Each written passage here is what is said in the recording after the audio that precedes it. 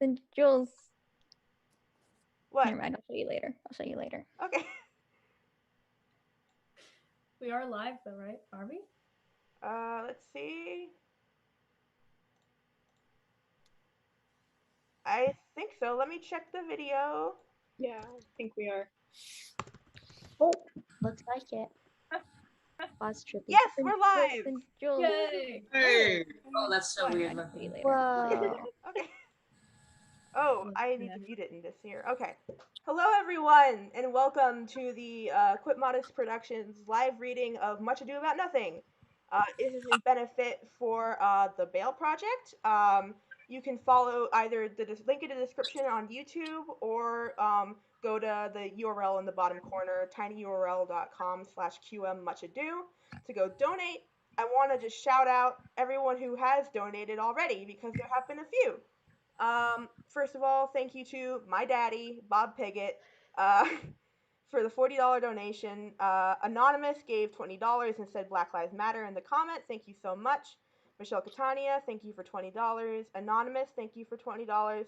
Jael Knott, thank you for 10. Anonymous, thank you for 20. And another Anonymous, thank you for 10. So we are currently at 140, which is really good. So I think what we'll do now is we'll go around and we'll introduce ourselves and say who we're playing. Starting with, I guess, who's first in my view, which is Dais. Hi, I'm Dais. I know. I'm playing Balthazar and Verges and Friar Francis, and I co-wrote and starred in Ernest 101. Great. Now Dan. Ooh, okay. Hi, I am Dan Fisher. I will be reading for Claudio today, and I was originally in 12th grade or whatever as Foster. Then I was in the Emma Agenda as Lincoln Churchill, and then I had a brief appearance in Ernest 101. Yay. Okay. Aubrey J. I'm Aubrey. Oh wait, sorry, Aubrey C. Oh, dang it! I got your names confused, and I. Sorry, Aubrey. Hey, I'm Aubrey Carey. I'm playing Don John, and I was in Uncanny Upshers and The Better Strangers. Great. Now Alice.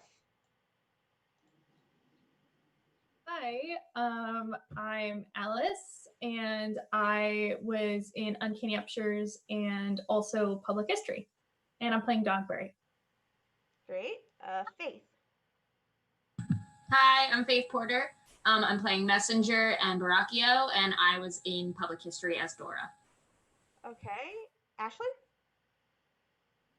Hi, I'm Ashlyn. I'm reading as Margaret today, and you may know me as one of the creators of Rational Creatures. Everyone go watch Rational Creatures. Sara! Sara, you're muted. Got it. Okay. I'm Sara Rahman. I was in Ernest 101 and Uncanny Upshers. Great. And I'll be playing Hero. Okay. Pearl. I was muted. Hi, I'm Pearl Conley. I am playing Conrade and a Lord, and I played Spencer in The Best Wishes. Great. Oh, by the way, chat, if someone's too loud or too soft or like you can't hear something, just let us know and we'll try to fix it. Alina. Hi, I'm Alina Jacobs. I am playing Don Pedro, and I was in Emma Agenda and Public History. And I auditioned for 12th grade, but I didn't get in. I completely forgot about that. I forgot about it too. I didn't make the connection at the time. Oh. Okay. Kai. Hi, I'm Kai Reardon. I'm playing boy/first watchman/second messenger. Tragically, as of yet, have not been in a Quit Modest show. One day. Jules, you have my phone number. Yeah. One day. I'll move to New York, I promise. Okay, Jenny. Hi, I'm Jenny. I'm just a longtime lover of literary-inspired web series and know Jules through that. And I'm playing Antonio, who's Leonato's brother and the second Watchman today. Great. Abby. Hi, I'm Abby Gumpper. I'm playing Ursula today, and I am Annie in public history. Great. Aubrey J now. I'm Aubrey Johnston. I'm playing Leonato, and I'm just a big LAW fan. Still here after 5 years, so. Great. Matt? Hi, I'm Matt. I'm reading for Benedick, and I'm completely new to this whole thing. Yes, everyone send Bradley your strength. He woke up sick this morning, so he found us someone else to play Benedick. Thank you so much, Matt. No problem. And then finally, Jen. Hi, I'm Jen. I'm playing Beatrice, and I have been in Ernest 101 and the Uncanny Upshurs. Great, and you know what's convenient? Benedick and Beatrice are right next to each other on this screen. Fantastic. Okay, so how this is going to work is I'm doing stage directions. I should probably change my name to say that I'm doing stage directions. Or I guess, Ash, if you can do that. And then we're going to go scene by scene. This is just a pretty casual reading. Don't expect, especially not from me, don't expect anything amazing from me.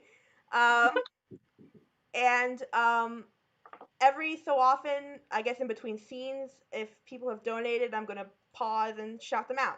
Okay, does that sound good? Okay, so let us start with Act 1, Scene 1. Enter Leonato, governor of Messina, Hero his daughter, and Beatrice his niece, with a messenger. I learn in this letter that Don Pedro of Aragon comes this night to Messina. He is very near by this. He was not 3 leagues off when I left him. How many gentlemen have you lost in this action? A few of any sort, and none by name. A victory is twice itself when the achiever brings home full numbers. I find here that Don Pedro hath bestowed much honor on a young Florentine called Claudio. Much deserved on his part, and equally remembered by Don Pedro. He hath borne himself beyond the promise of his age, doing in the figure of a lamb the feats of a lion. He hath indeed bettered expectations than you must expect of me to tell you how. He hath an uncle here in Messina will be very much glad of it. I've already delivered him letters, and there appears much joy in him. Even so much that joy could not show itself modest enough without a badge of bitterness. Did he break out into tears? In great measure. A kind overflow of kindness. There are no faces truer than those that are so washed. How much better is it to weep at joy than to joy at weeping? I pray you, is Senor Montanto returned from the wars or no? I know none of that name, lady. There was none such in the army of any sort. What is he that you ask for, niece? My cousin means Signor Benedick of Padua. Oh, he's returned, and as pleasant as ever he was. Oh, he set up his bills here in Messina and challenged Cupid at the flight, and my uncles will reading the challenge, subscribe for Cupid, and challenged him at the Bird Bowl. I pray you, how many hath he eaten and killed in these wars? For how many hath he killed? For indeed, I promise to eat all of his killing. Faith, niece, you tax Signor Benedick too much, but he'll be meet with you, I doubt it not. He hath done good service, lady, in these wars. He who must be victual, and he hath helped to eat it. He's a very valiant trencherman. He hath an excellent stomach. And a good soldier too, lady. And a good soldier to a lady. But what is he to a lord?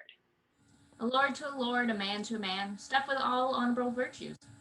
It is so indeed. He is no less stuffed than a man, but for the stuffing, well, we are all mortal. You must not, sir, mistake my niece. There is a kind of merry war betwixt Signor Benedict and her. They never meet, but there's a skirmish of wit between them. Alas, he gets nothing by that. In our last conflict, 4 of his 5 wits went halting off, and now he is whole man governed with 1.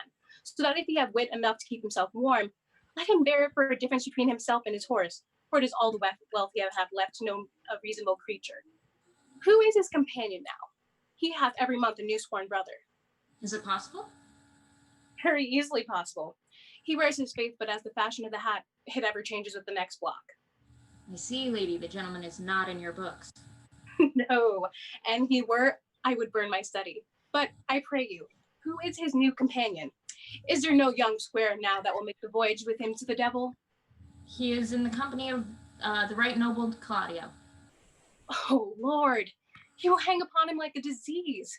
He is sooner caught by the pestilence and the taker run presently mad. God help the noble Claudio. If he had caught the Benedict, it will cost him £1,000 ere he be cured. I will hold friends with you, lady. Be a good friend. You will never run mad, niece. No, not to a hot January. Don Pedro has approached.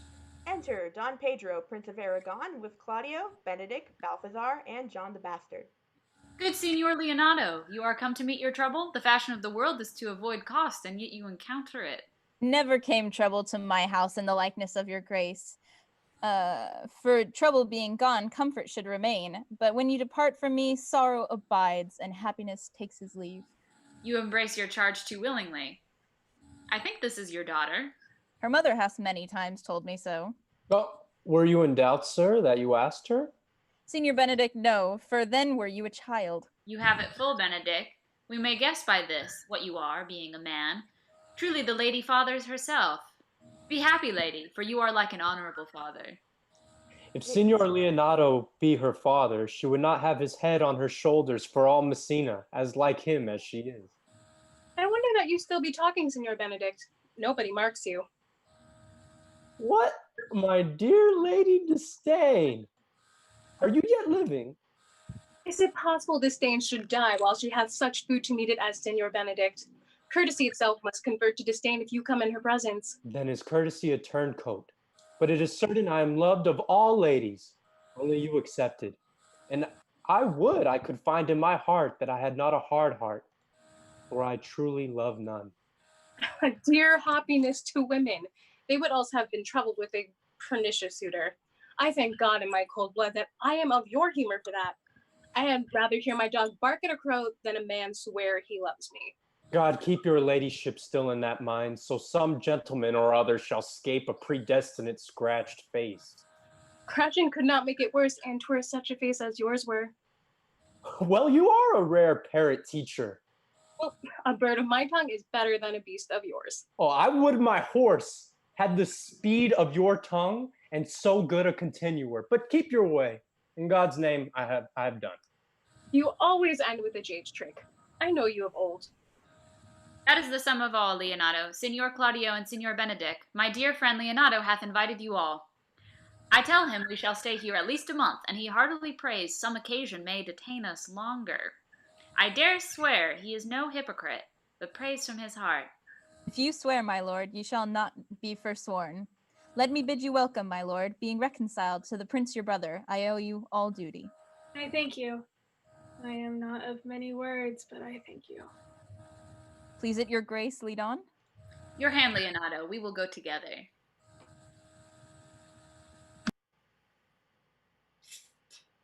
Benedick, didst thou note the daughter of Signor Leonato?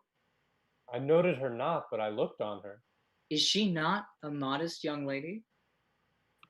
Do you question me as an honest man should do for my simple true judgment? Or would you have me speak after my custom as being a professed tyrant of their sex? No, I pray thee, speak in sober judgment. Why, faith? Methinks she's too low for a high praise, too brown for a fair praise, and too little for a great praise. Only this commendation I can afford her, that were she other than she is, she were unhandsome, and being no other but as she is, I do not like her. Thou thinkest I am in sport. I pray thee, tell me truly how thou likest her. Would you buy her that you inquire after her? Can the world buy such a jewel? Yea, and a case to put it into. But speak this with a sad brow? Or do you play the flouting jack to tell us Cupid is a good hair finder and Vulcan a rare carpenter? Come, in what key shall a man take you to go in the song? In mine eye, she is the sweetest lady that ever I looked on. I can see yet without spectacles, and I see no such matter. There's her cousin, and she, were not possessed with the fury, exceeds her as much in beauty as the 1st of May doth the last of December. But I hope you have no intent to turn husband, have you? I would scarce trust myself, though I had sworn the contrary, if Hero would be my wife. It's come to this. Faith, Hath not the world one man, but he will wear his cap with suspicion? Shall I never see a bachelor of 80 again? Go to, faith, and thou wilt needs thrust thy neck into a yoke, wear the print of it, and sigh away Sundays. Look, Don Pedro is returned to seek you. What secret hath held you here that you followed not to Leonato's? I would your grace would constrain me to tell. I charge thee on thy allegiance. You hear, Count Claudio? I can be secret as a dumb man. I would have you think so, but on my allegiance, mark you, on my allegiance, he is in love. With who? Now, that is your grace's part. Mark how short his answer is. With Hero, Leonato's short daughter. If this were so were it uttered. Like the old tale, my lord. It is not so, nor 'twas not so, but indeed, God forbid it should be so. If my passion change not shortly, God forbid it should be otherwise. Amen. If you love her, for the lady is very well worthy. You speak this to fetch me in, my lord. By my troth, I speak my thought. And in faith, my lord, I spoke mine. And by my two faiths and troths, my lord, I spoke mine. That I love her, I feel. That she is worthy, I know. That neither I feel how she would be loved, nor know how she should be worthy, is the opinion that fire cannot melt out of me.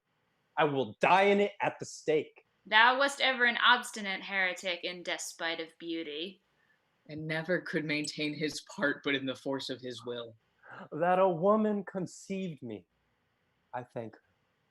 That she brought me up, I likewise give her most humble thanks. But that I will have a recheat winded in my forehead, or hang my bugle in an invisible baldric, all women shall pardon me.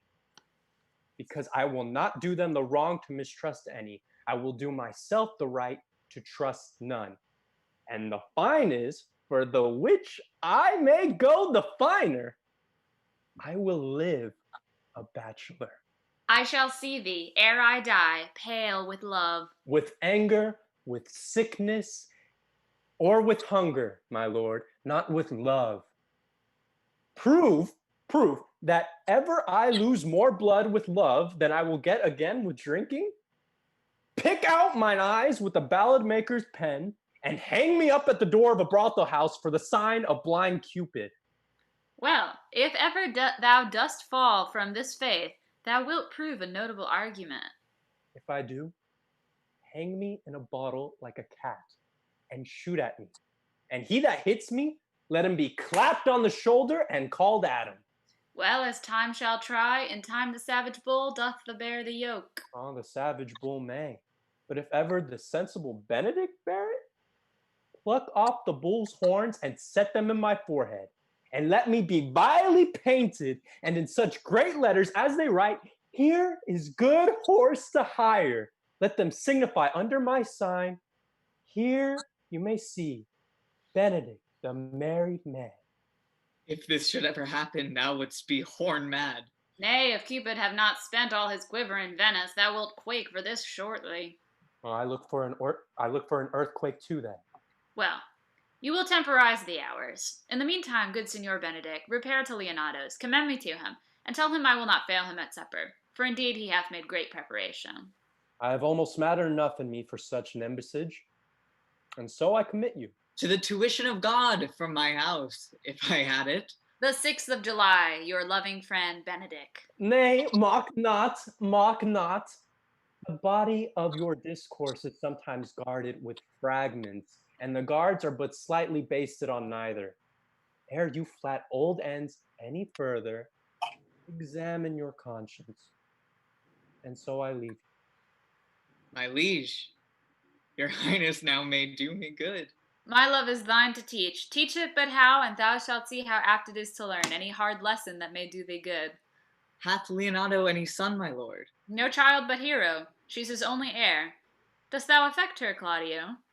Oh, my lord, when you went onward on this ended action, I looked upon her with a soldier's eye that liked but had a rougher task in hand than to drive liking to the name of love. But Now I am returned, and that war thoughts have left their places vacant in their rooms, come thronging soft and delicate desires, all prompting me, how fair young hero is, saying I like her ere I went to wars. Thou wilt be a lover presently, and tire the hearer with a book of words. If thou dost love fair hero, cherish it, and I will break with her and her father, and thou shalt have her. Was it not to this end that thou beganst to twist me so fine a story? How sweetly you do minister to love, that no loves grief by his complexion, but lest my liking might too sudden seem, I would have salved it with a longer treatise. What need the bridge much broader than the flood? The fairest grant is the necessity. Look what will serve as fit. 'Tis once thou lovest, and I will fit thee with the remedy. I know we shall have revelling tonight. I will assume thy part in some disguise, and tell fair hero that I am Claudio, and in her bosom I'll unclasp my heart, and take her hearing prisoner with the force and strong encounter of my amorous tale. Then after her to her father I will break, and the conclusion is she shall be thine. In practice, let us put us presently. Quick shout out to TJ for donating $10. Thank you so much, TJ. Scene 2. Enter Leonato, meeting an old man, brother to Leonato. Oh no, brother, where is my cousin, your son? Hath he provided this music? He is very busy about it, but brother, I can tell you strange news that you yet not dream of. Are they good? As the event stamps them, but they have a good cover, they show well outward. The prince and Count Claudio, walking in a thick pleached alley in mine orchard, were thus much overheard by a man of mine. The prince discovered to Claudio that he loved my niece, your daughter, and meant to acknowledge it this night in a dance, and if he found her accordant, he meant to take the present time by the top and instantly break with you of it. Hath the fellow any wit that told you this? A good sharp fellow. I will send for him and question him yourself. No, no, we will hold it as a dream till it appear itself. But I will acquaint my daughter withal, that she may be the better prepared for an answer, if peradventure this be true. Go you and tell her of it. Cousins, you know what you have to do. Oh, I cry you mercy, friend. Go you with me, and I will use your skill. Good cousin, have a care this busy time. Scene 3. Enter Sir John the Bastard and Conrade, his companion. What the good year, my lord? Why are you thus out of measure sad? Aubrey, you're muted. There is no measure in the occasion that breeds, therefore the sadness is without limit. You should hear reason. And when I have heard it, what blessing brings it? If not a present remedy, at least a patient sufferance. I wonder that thou, being, as thou sayest, thou art born under Saturn, goest thou to apply a moral medicine to a mortifying mischief. I cannot hide what I am. I must be sad when I have cause, and smile at no man's jests, eat when I have stomach, and wait for no man's leisure, sleep when I am drowsy, and tend to no man's business, laugh when I am merry, and claw no man in his humor. Yea, but you must not make the full show of this till you may do it without controlment. You have of late stood out against your brother, and he hath ta'en you newly into his grace, where it is impossible you should take true root but by the fair weather that you make yourself. It is needful that you frame the season for your own harvest. I had rather be a canker in a hedge than a rose in his grace, and it better fits my blood to be disdained of all than to fashion a carriage to rob love from any. And in this I cannot be said to be a flattering honest man. It must not be denied, but I am a plain dealing villain. I am trusted with a muzzle and enfranchised with a clog. Therefore I have decreed not to sing in any cage. If I had my mouth, I would bite. If I had my liberty, I would do my liking. And in the meantime, let me be that I am. I seek not to alter me. Can you make no use of your discontent? I make all the use for it, for I use it only. Who comes here? What news, Borachio? I came yonder from a great supper. The prince your brother is royally entertained by Leonato, and I can give you intelligence of an intended marriage. Will it serve any model to build mischief on? What is he for a fool that betroths himself to unquietness? Marry, it is your brother's right hand. Who? The most exquisite Claudio? Even he. Proper squire. And who? Which way he looks he? marry on Hero the daughter and heir of Leonato. A very forward march check. How come you to this? Being entertained for a perfumer, as I was smoking in a musty room, comes me the Prince and Claudio hand in hand in sad conference. I whipped me behind the arras, and there heard it agreed upon that the Prince should woo Hero for himself, and have obtained her give her to Count Claudio. Come, let us hither. This may prove food to my displeasure. That quiet young startup hath all the glory of my overthrow. If I can cross him in any way, I bless myself in every way. You both sure and will assist me. To the death, my lord. Then let us to the great supper. Their cheer is the greater that I am subdued. Would the cook were on my mind. Shall we go prove what is to be done? We'll wait upon your lordship. Act 2, Scene 1. Enter Leonato, his brother, Hero his daughter, and Beatrice his niece with Ursula and Margaret. Was not Count John here at supper? I saw him not. How tartly that gentleman looks. I never can see him, but I am heartburned an hour after. He is of a very melancholy disposition. He were an excellent man that were made just midway between him and Benedict. The one is too like an image and says nothing. The other too like my lady's eldest son, evermore tattling. Then half Senior Benedict's tongue in Count John's mouth, and half Count John's melancholy in Senior Benedict's face. With a good leg and a good foot, uncle, and money enough in his purse, such a man would win any woman in the world, if he could get her goodwill. By my troth, niece, thou wilt never get thee a husband if thou be so shrewd of thy tongue. In faith, she is too cursed. Too cursed is more than cursed. I shall lessen God's sending that way. For it is said, God send a cursed cow short horns, but to a cow too cursed, he sends none. So, by being too cursed, God will send you no horns. Just, if he send me no husband, for which the blessing I am at him upon my knees every morning and evening, Lord, I could not endure a husband with a beard on his face. I had rather lie in the woolen. You may lie on a husband that hath no beard. And what should I do with him? Dress him in my apparel and make him my waiting gentlewoman? He that hath a beard is more than a youth, and he that hath no beard is less than a man. And he that is more than a youth is not for me, and he that is less than a man, I am not for him. Therefore, I will even take 6 pence in earnest of the bear herd and lead his apes into hell. Well then, go you into hell? No, but to the gate, and there will the devil meet me like an old cuckold with horns on his head and say, "Get you to heaven, Beatrice, get you to heaven. Here is no place for you maids." So deliver I up my apes and away to St. Peter. And there he shows me where the bachelors sit, and there we live as merry as the day is long. Well, niece, I trust you will be ruled by your father. Yes, Faith, it is my cousin's duty to curtsy and say, "Yes, father, as it please you." But yet for all that, cousin, let him be a handsome fellow, or at least make another curtsy and say, "Father, as it please me." Well, niece, I hope to see you one day fitted with a husband. Not till God make men of some other metal than earth. Would it not grieve a woman to be overmastered with a piece of valiant dust? To make an account of her life to a clod of wayward marl? No, uncle, I'll none. Adam's sons are my brethren, and truly, I hold it a sin to match in my kindred. Daughter, remember what I have told you. If the prince do solicit you in that kind, you know your answer. The fault will be in the music, cousin, if you do not be wooed in good time. If the prince be too important, tell him there is measure in everything, and so dance out the answer. For hear me, hero, wooing, wedding, and repenting is a Scotch jig, a measure, and a syncopace. The first suit is hot and hasty like a Scotch jig, and full as fantastical. The wedding, mannerly, modest as a measure, full of state and ancientry.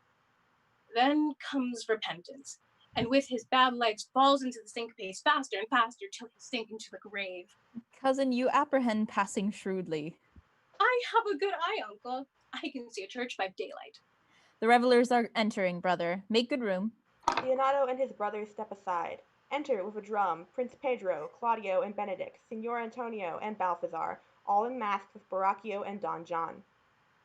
Lady, will you walk about with your friend? So you walk softly and look sweetly and say nothing. I am yours for the walk, and especially when I walk away. With me in your company? I may say so when I please. And when please you to say so? When I like your favor, for God defend the lute should be like the case. My visor is Philemon's roof, with the house is Jove. Why, then your visor should be thatched. Speak low if you speak love. They move aside. Benedick and Margaret move forward. Matt, you're muted. Could you say that again? Well, I would you did like me. So would not I for your own sake, for I have many ill qualities. Which is one? I say my prayers aloud. I love you the better. The hearers may cry amen. God match me with a good dancer. They separate. Amen. Benedick moves aside. Balthazar moves forward. Amen. And God keep him out of my sight when the dance is done. Answer, clerk. No more words. The clerk is answered. They move aside. Ursula and Antonio move forward. I know you well enough. You are Signore Antonio. At a word, I am not. I know you by the waggling of your head. To tell you true, I counterfeit him. You could never do him so ill well unless you were the very man. Here's his dry hand up and down. You are he, you are he. At a word, I am not. Come, do you think I do not know you by your excellent wit? Can virtue hide itself? Go to, mum, you are he. Graces will appear, and there's an end. They move aside. Benedick and Beatrice move forward. Will you not tell me who told you so? No, you shall pardon me. Nor will you tell me who you are? Not now. That I was disdainful, and that I had my good wit out of the 100 merry tales. Well, this was Senor Benedick that said so. What's he? I'm sure you know him well enough. Not I, believe me. Did he never make you laugh?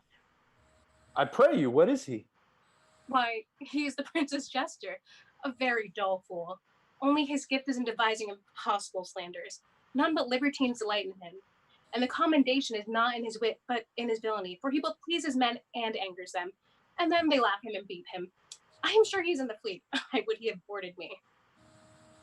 When I know the gentleman, I'll tell him what you say. Do. He'll but break a comparison or two on me, which, peradventure not marked or laughed at, strikes him into a melancholy. Then the partridge wings saved, for the fool will eat no supper that night. We must follow the leaders. In every good thing. Nay, if they lead to any ill, I will leave them at the next turning. Dance, then exit, all except Don John, Borachio, and Claudio. Sure, my brother is amorous on Hero, and hath with John her father to break with him about it. The ladies follow her, and but one visor remains. And that is Claudio. I know him by his bearing. Are you not Signor Benedick? You know me well. I am he. Signor, you are very near my brother in his love, and he is enamored on Hero. And I pray you dissuade him from her. She is no equal for his birth. You may do the part of an honest man in it. How know you he loves her? I heard him swear his affection. So did I too, and he swore he would marry her tonight. Come, let us to the banquet. They exit. Claudio remains. Thus answer I in name of Benedick, but hear these ill news with the ears of Claudio? 'Tis certain so. The prince woos for himself. Friendship is constant in all other things, save in the office and affairs of love. Therefore, all hearts in love use their own tongues. Let every eye negotiate for itself, and trust no agent, for beauty is a witch, against whose charms faith melteth into blood. This is an accident of hourly proof, which I mistrusted not. Farewell, therefore, hero. Enter Benedick. Count Claudio. Yeah, the same. Come, will you go with me? Whither? Even to the next willow. About your own business, County. What fashion will you wear the garland of? About your neck, like a usurer's chain? Or under your arm, like a lieutenant's scarf? You must wear it one way, where the prince hath got your hero. I wish him joy of her. Why, that's spoken like an honest drover. So they sell bullocks. But did you think the prince would have served you thus? I pray you, leave me. Oh, now you strike like the blind man. 'Twas the boy that stole your meat, and you'll beat the post? If it will not be, I'll leave you. Alas, poor hurt fowl. Now will he creep into sedges. But that my lady Beatrice should know me and not know me? The prince's fool? Ha! It may be I go under the title because I am married. Nay, but so I am apt to do myself wrong. I am not so reputed. It is the base, though bitter, disposition of Beatrice that puts the world into her person and so gives me out. Well, I'll be revenged as I may. Enter the prince, Hero, and Leonato. Now, Signor, where's the count? Did you see him? On troth, my lord, I have played the part of Lady Fame. I found him here as melancholy as a lodge in a warren. I told him, and I think I told him true, that your grace had got the good will of this young lady, and I offered him my company to a willow tree, either to make him a garland as being forsaken, or to bind him up a rod as being worthy to be whipped. To be whipped? What's his fault? The flat transgression of a schoolboy who, being overjoyed with finding a bird's nest, shows it his companion, and he steals it. Wilt thou make a trust a transgression? The transgression is in the stealer.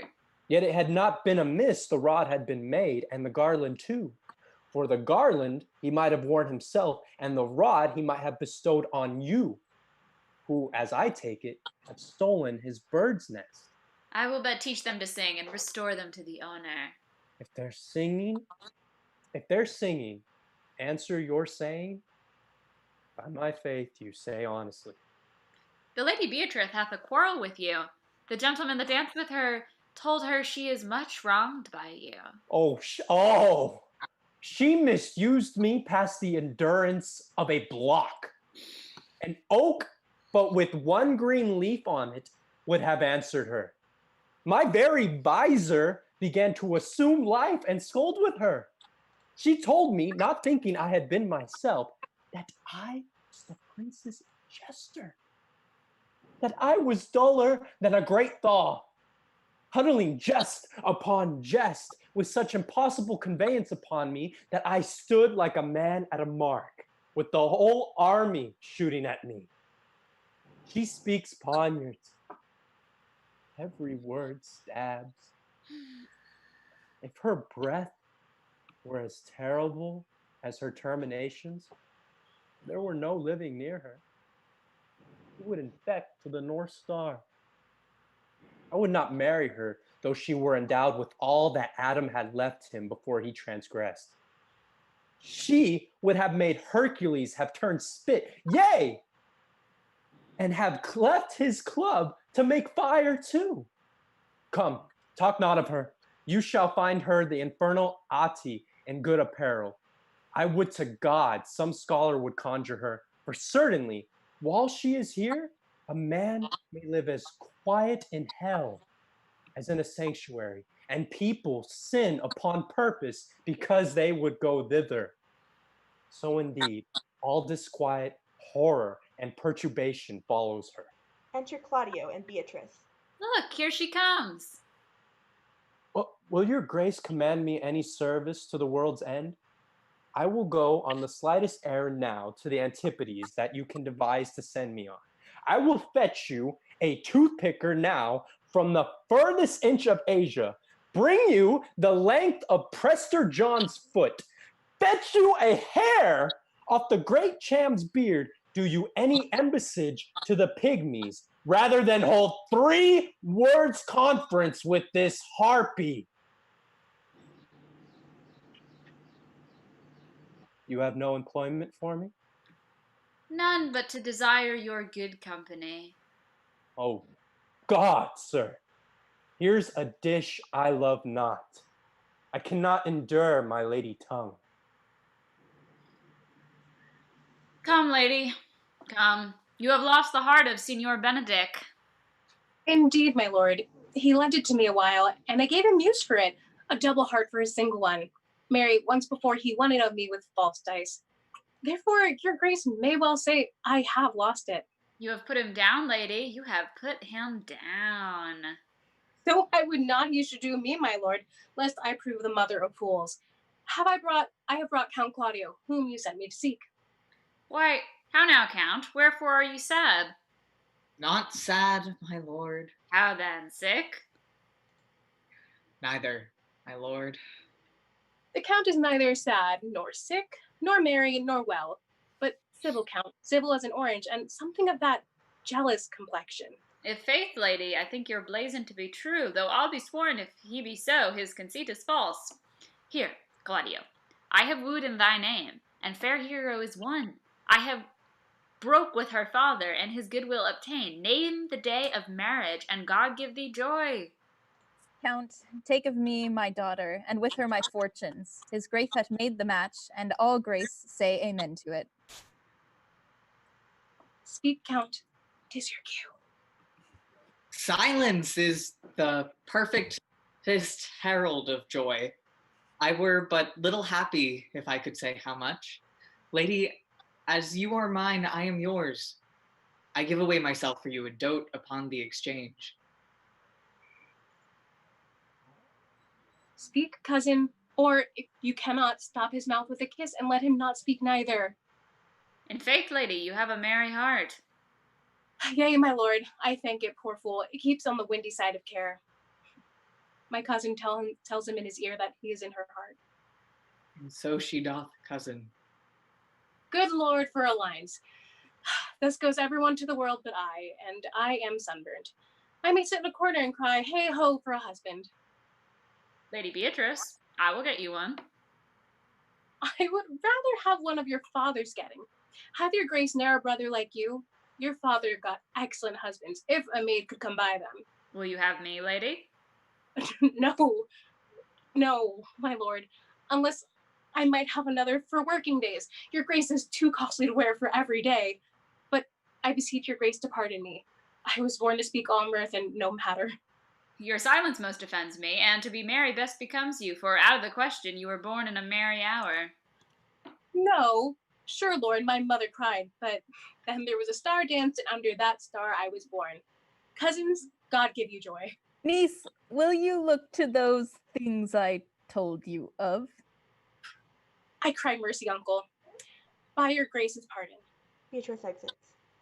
By my troth, a pleasant-spirited lady. There's little of the melancholy element in her, my lord. She is never sad but when she sleeps, and not ever sad then, for I have heard my daughter say that she hath often dreamt of unhappiness and waked herself with laughing. She cannot endure to hear tell of a husband. Oh, by no means. She mocks all her wooers out of suit. She were an excellent wife for Benedick. Oh, lord, my lord, if they were but a week married, they would talk themselves mad. County Claudio, when mean you to go to church? Tomorrow, my lord. Time goes on crutches till love have all his rights. Not till Monday, my dear son, which is hence just a seven-night, and a time too brief, too, to have all things answer my mind. Come, you shake the head at so long a breathing, but I warrant thee, Claudio, the time shall not go dully by us. I will, in the interim, undertake one of Hercules' labors, which is to bring Signor Benedick and the Lady Beatrice into a mountain of affection, the one with the other. I would fain have it a match, and I doubt not but to have fashion it, if you three will minister such assistance as I shall give you direction. My lord, I am for you, though it cost me 10 nights' watchings. And I, my lord. And you too, gentle hero? Any modest office, my lord, to help my cousin to a good husband. And Benedick is not the unhopefullest husband that I know. Thus far I can praise him. He is of a noble strain, of approved valor, and confirmed honesty. I will teach you how to humor your cousin, that she shall fall in love with Benedick. And I, with your two helps, will so practice on Benedick that, in spite of his quick wit and queasy stomach, he shall fall in love with Beatrice. If we can do this, Cupid is no longer an archer. His glory shall be ours, for we are the only love gods. Go in with me, and I will tell you my drift. They exit. Quick pause. I'd like to thank quite a few donors, actually. Thank you, Zoe, $10. Anonymous for $25. Another anonymous, 15. A third anonymous for 40, who says, "Thanks to all you lovely people. It's good to see your lovely faces for such a good cause." And Lily the Walrus for 20, who says, "Thank you for doing this." Thank you, Lily, for watching. Okay, scene 2. Enter Don John and Borachio. It is so. The Count Claudio shall marry the daughter of Leonato. Yea, my lord, but I can cross it. Any bar, any cross, any impediment will be medicinable to me. I am sick in displeasure to him, and whatsoever comes athwart his affection ranges evenly with mine. How canst thou cross this marriage? Not honestly, my lord, but so covertly that no dishonesty shall appear in me. Show me, briefly, how. I think I told your lordship a year since how much I am in favor of Margaret, the waiting gentlewoman to hero. I remember. I can, at any unseasonable instant of the night, appoint her to look out at her lady's chamber window. What life is in that to be the death of this marriage? The poison of that lies in you to temper. Go you to the prince your brother, spare not to tell him that he hath wronged his honor in marrying the renowned Claudio, whose estimation do you mightily hold up to a contaminated stale, such one as hero. What proof shall I make of that? Proof enough is to misuse the prince, to vex Claudio, to undo hero and kill Leonato. Look you for any other issue? Only to despite them I will endeavor anything. Go then. Find me a meet hour to draw Don Pedro and Count Claudio alone. Tell them that you know that hero loves me, and take a kind of zeal both to the prince and Claudio, as in the love of your brother's honor, who hath made him this match, and his friend's reputation, who is thus like to be cozened with the semblance of a maid, that you have discovered thus. They will scarcely believe this without trial. Offer them instances which shall bear no less likelihood than to see me at her chamber window. Call Margaret hero, hear Margaret term me as Claudio, and bring them to see this the very night before the intended wedding. For in the meantime, I will so fashion the matter that hero shall be absent, and there shall appear such seeming truth of hero's disloyalty that jealousy shall be called assurance, and all the preparation overthrown. Grow this to what adverse issue it can, I will put it in practice. Be cunning in the working this, and thy fee is 1,000 ducats. Be you constant in the accusation, and my pen shall not shame me. I will presently go learn their day of the marriage. They exit. Scene 3. Enter Benedick alone. Boy! Enter boy. Signor. In my chamber lies a book. Bring it hither to me in the orchard. I am here already, sir. I know that, but I would have thee hence and here again. Boy exits. I do much wonder that one man, seeing how much another man is a fool when he dedicates his behaviors to love, will, after he hath laughed at such shallow follies in others, become the argument of his own scorn by falling in love. And such a man is Claudio. I have known when there was no music with him but the drum and the fife. And now had he rather hear the tabor and the pipe. I have known when he would have walked 10 miles afoot to see a good armor. And now will he lie 10 nights awake, carving the fashion of a new doublet. He was wont to speak plain and to the purpose, like an honest man and a soldier. Now is he turned orthography. His words are very fantastical banquet.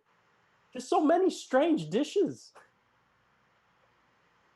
May I be so converted and see with these eyes? I cannot tell. I think not. I will not be sworn, but love may transform me to an oyster, but I'll take my oath on it. Till he have made me an oyster of me, he shall never make me such a fool. One woman is fair, yet I am very well. Another is wise, yet I am well. Another virtuous, yet I am well. But till all graces be in one woman shall not come in my grace. Rich she shall be, that's certain. Wise, or I'll none. Virtuous, or I'll never cheapen her. Fair, or I'll never look on her. Mild, or come not near me. Noble, or not I for an angel. Of good discourse, an excellent musician, and her hair shall be of what color, please God? The prince and Monsieur Love. Oh, the prince and Monsieur Love. I shall hide me in the arbor. He hides. Enter Prince, Leonato, Claudio, and Balthazar with music. Come, shall we hear this music? Yes, my good lord, how still the evening is, as hushed on purpose to grace harmony. See you where Benedick hath hid himself? Oh, very well, my lord. The music ended will fit the kid fox with a penny's worth. Come, Balthazar, we'll hear that song again. Oh, good my lord, tax not so bad a voice to slander music any more than once. It is the witness still of excellency to put a strange face on his own perfection. I pray thee, sing, and let me woo no more. Because you talk of wooing, I will sing, since there many a wooer doth commence his suit. To her he thinks not worthy, yet he woos. Yet will he swear he loves. Nay, pray thee, come, or if thou wilt hold longer an argument, do it in notes. Note this before my notes. There's not a note of mine that's worth the noting. Why, these are very crotchets that he speaks. Notes, forsooth, and nothing.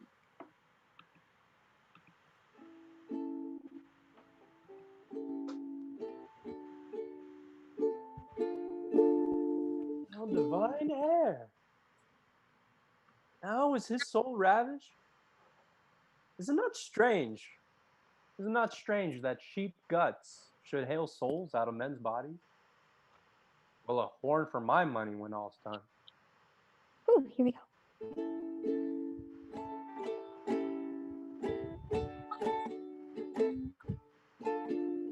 Sigh no more, ladies sigh no more.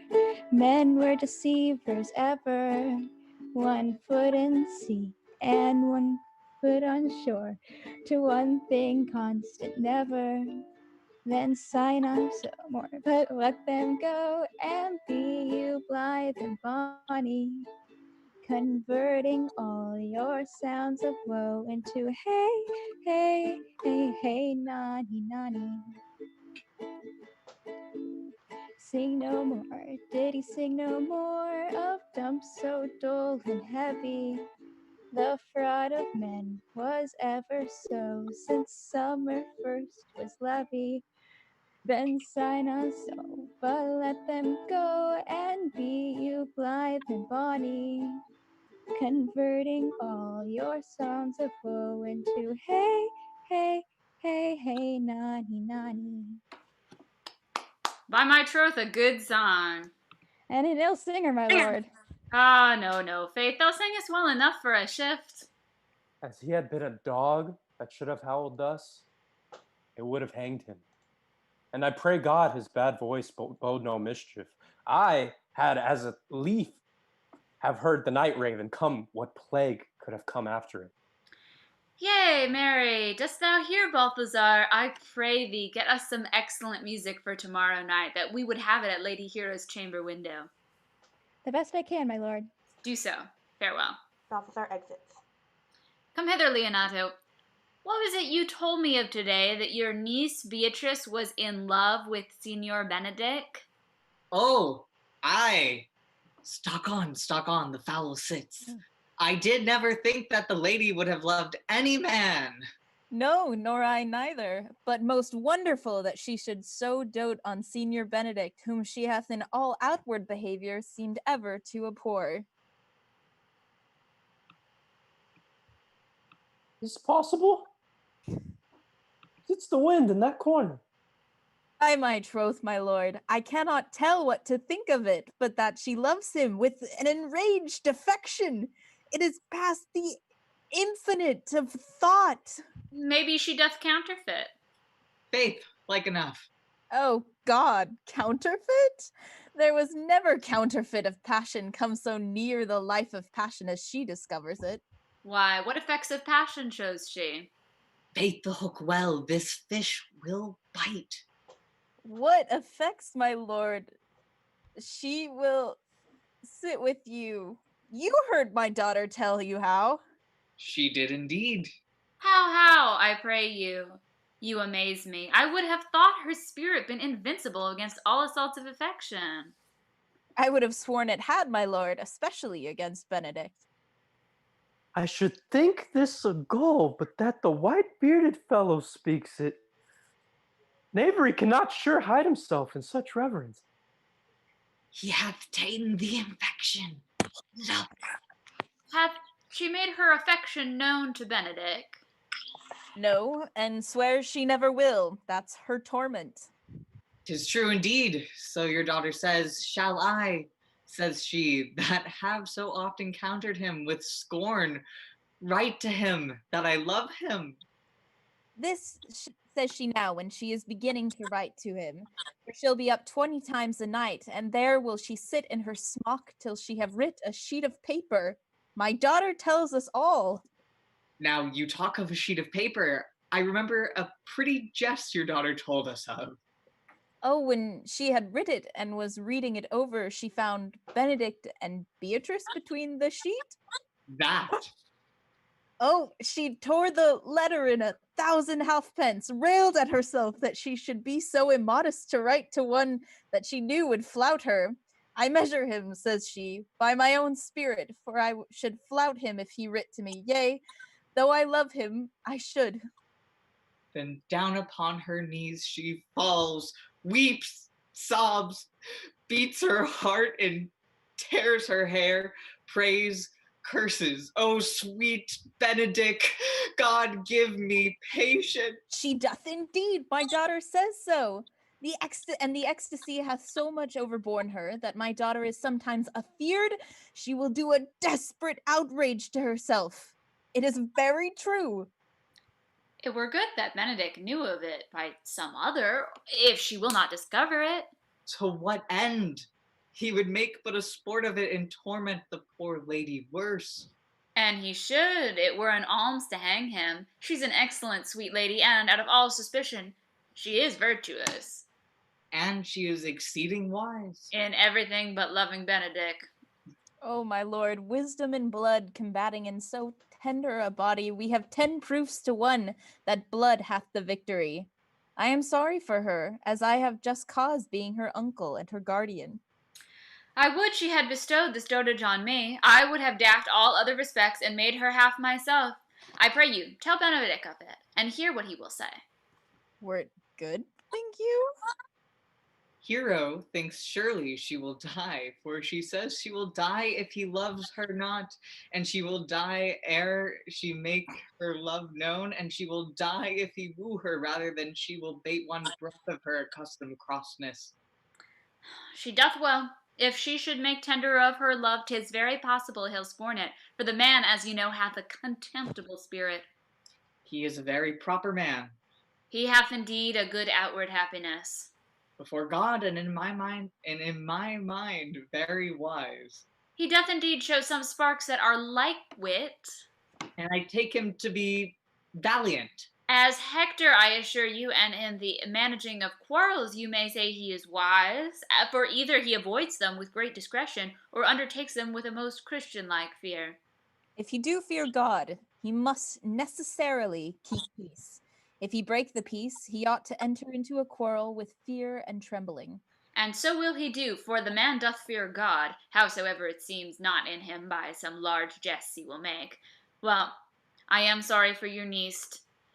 Shall we go seek Benedick and tell him of her love? Never tell him, my lord. Let her wear it out with good counsel. Nay, that's impossible. She may wear her heart out first. Well, we will hear further of it by your daughter. Let it cool the while. I love Benedick well, and I could wish he would modestly examine himself to see how much he is unworthy so good a lady. My lord, will you walk? Dinner is ready. Leonato, Prince, and Claudio begin to exit. If you do not dote on her upon this, I will never trust my expectation. Let there be the same net spread for her. That must your daughter and her gentlewomen carry. The sport will be when they hold one an opinion of the other's dotage, and no such matter. That's the scene I would see, which would merely be a dumb show. Let us send her to call him to dinner.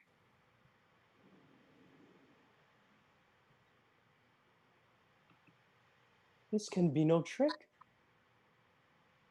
The conference was sadly born. They have the truth of this from Hero. They seem to pity the lady.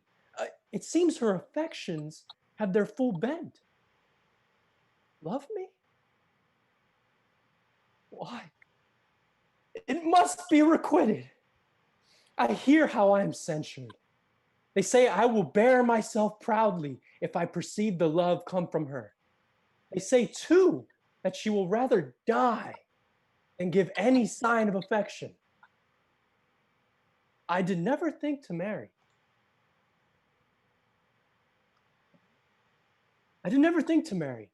I must not seem proud. Happy are they that hear their detractions and can put them into mending. They say the lady is fair. 'Tis a truth. I can bear them witness. And virtuous? 'Tis so. I cannot reprove it. And wise. But for loving me? By my troth, it is no addition to her wit, nor no great argument of her folly. For I will be horribly in love with her. I may chance have some odd quirks and remnants of wit broken on me, because I have railed so long against marriage. But doth not the appetite alter? A man loves the meat in his youth that he cannot endure in his age. Shall quips and sentences and these paper bullets of the brain awe a man from the career of his humor? No! The world must be peopled! When I said I would die a bachelor, I did not think I should live till I were married. Oh, here comes Beatrice. By this day, she is a fair lady. I do spy some marks of love in her. Enter Beatrice. Against my will, I am sent to bid you in to dinner. Fair Beatrice, I thank you for your pains. I took no pains for those thanks, and you take pains to thank me. If it had been painful, I would not have come. You take pleasure then in the message? Yea, just so much as you may take upon a knife's point and choke a dog withal. You have no stomach, senor? Very well. She exits. Ha! Against my will, I am sent to bid you to come to dinner. There's a double meaning in that. I took no more pains for those thanks than you took pains to thank me. That's as much to say, any pains that I take for you is as easy as thanks. If I do not take pity of her, I am a villain. I will go get her picture. He exits. Quick pause to thank two more donors. Anonymous, thank you for $10, and Carl Holman, thank you for $30. Act 3, Scene 1. Enter Hero and two gentlewomen, Margaret and Ursula. Good Margaret, run thee to the parlor. There shalt thou find my cousin Beatrice, proposing with the prince and Claudio. Whisper her ear and tell her I and Ursula walk in the orchard, and our whole discourse is all of her. Say that thou overheardst us, and bid her steal into the pleached bower, where honeysuckles ripened by the sun forbid the sun to enter, like favorites, made proud by princes, that advance their pride against that power that bred it. There will she hide her to listen our propose. This is thy office. Bear thee well in it, and leave us alone. I'll make her come, I warrant you presently. She exits. Now, Ursula, when Beatrice doth come, as we do trace this alley up and down, our talk must only be of Benedick. When I do name him, let it be thy part to praise him more than ever man did merit. My talk to thee must be how Benedick is sick in love with Beatrice. Of this matter is little Cupid's crafty arrow made that only wounds by hearsay. Now begin, for look where Beatrice like a lapwing runs close by the ground to hear our conference. Enter Beatrice, who hides in the bower. The pleasance angling is to see the fish, cut with her golden oars the silver stream, and greedily devour the treacherous bait.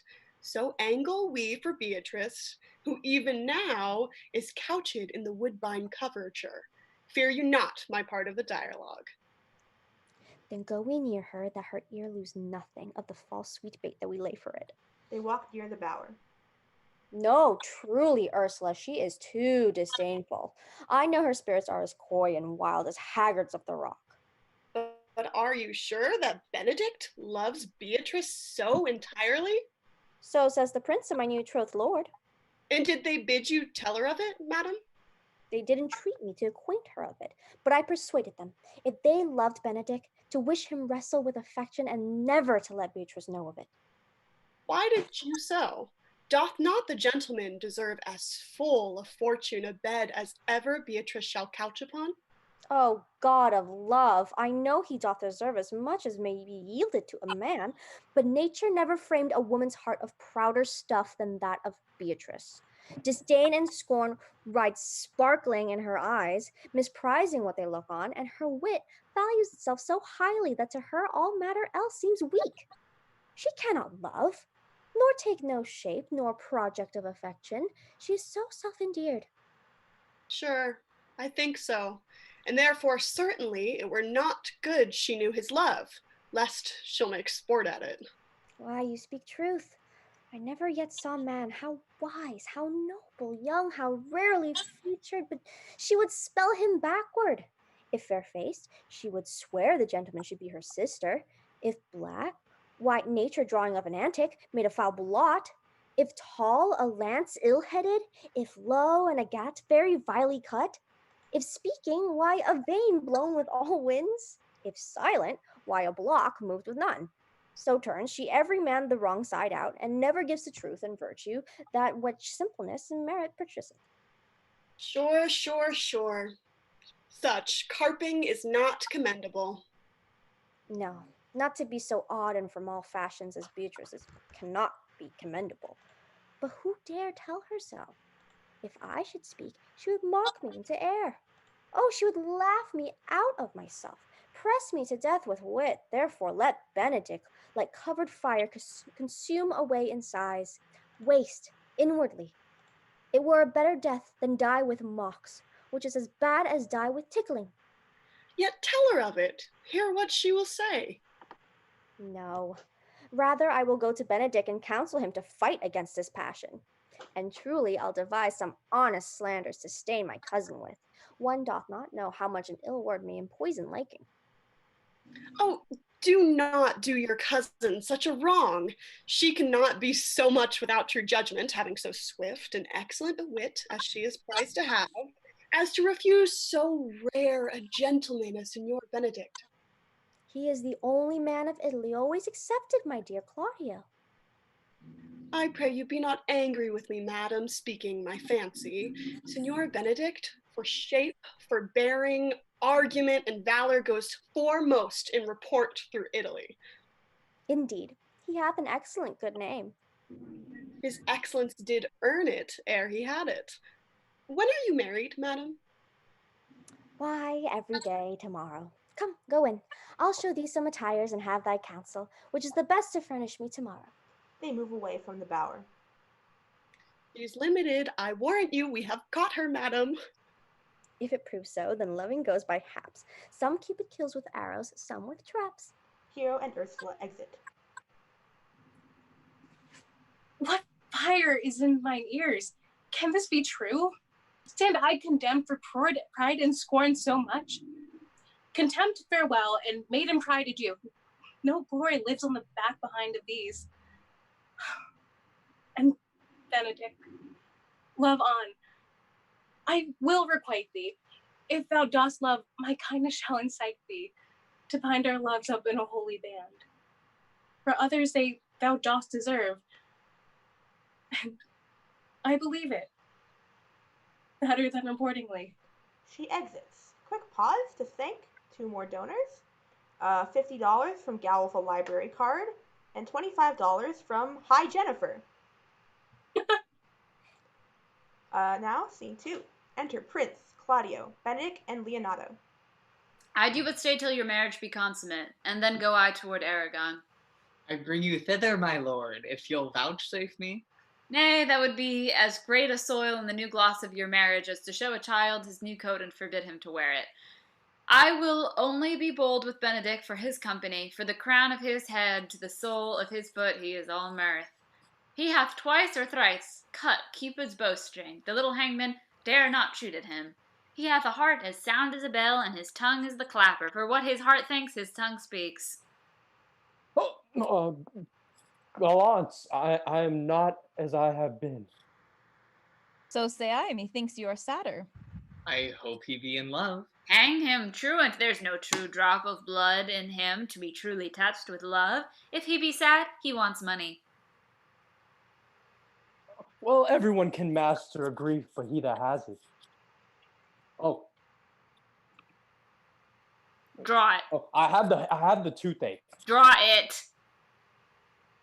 Hang it. You must hang it first and draw it afterwards. What? Sigh for the toothache? Where is but a humor or a worm? Well, everyone can muster a grief, but he that hath it. Yet say I, he is in love. There is no appearance of fancy in him, unless it be a fancy that he hath to strange disguises, as to be a Dutchman today, a Frenchman tomorrow, or in the shape of 2 countries at once, as a German from the waist downwards, all slops, and a Spaniard from the hip upward, no doublet. Unless he have a fancy to this foolery, as it appear he hath, he is no fool for fancy, as you would have it appear he is.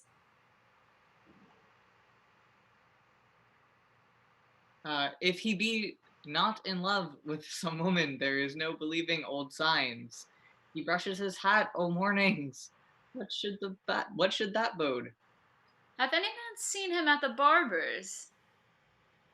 No, but the barber's man hath been seen with him, and the old ornament of his cheek hath already stuffed tennis balls.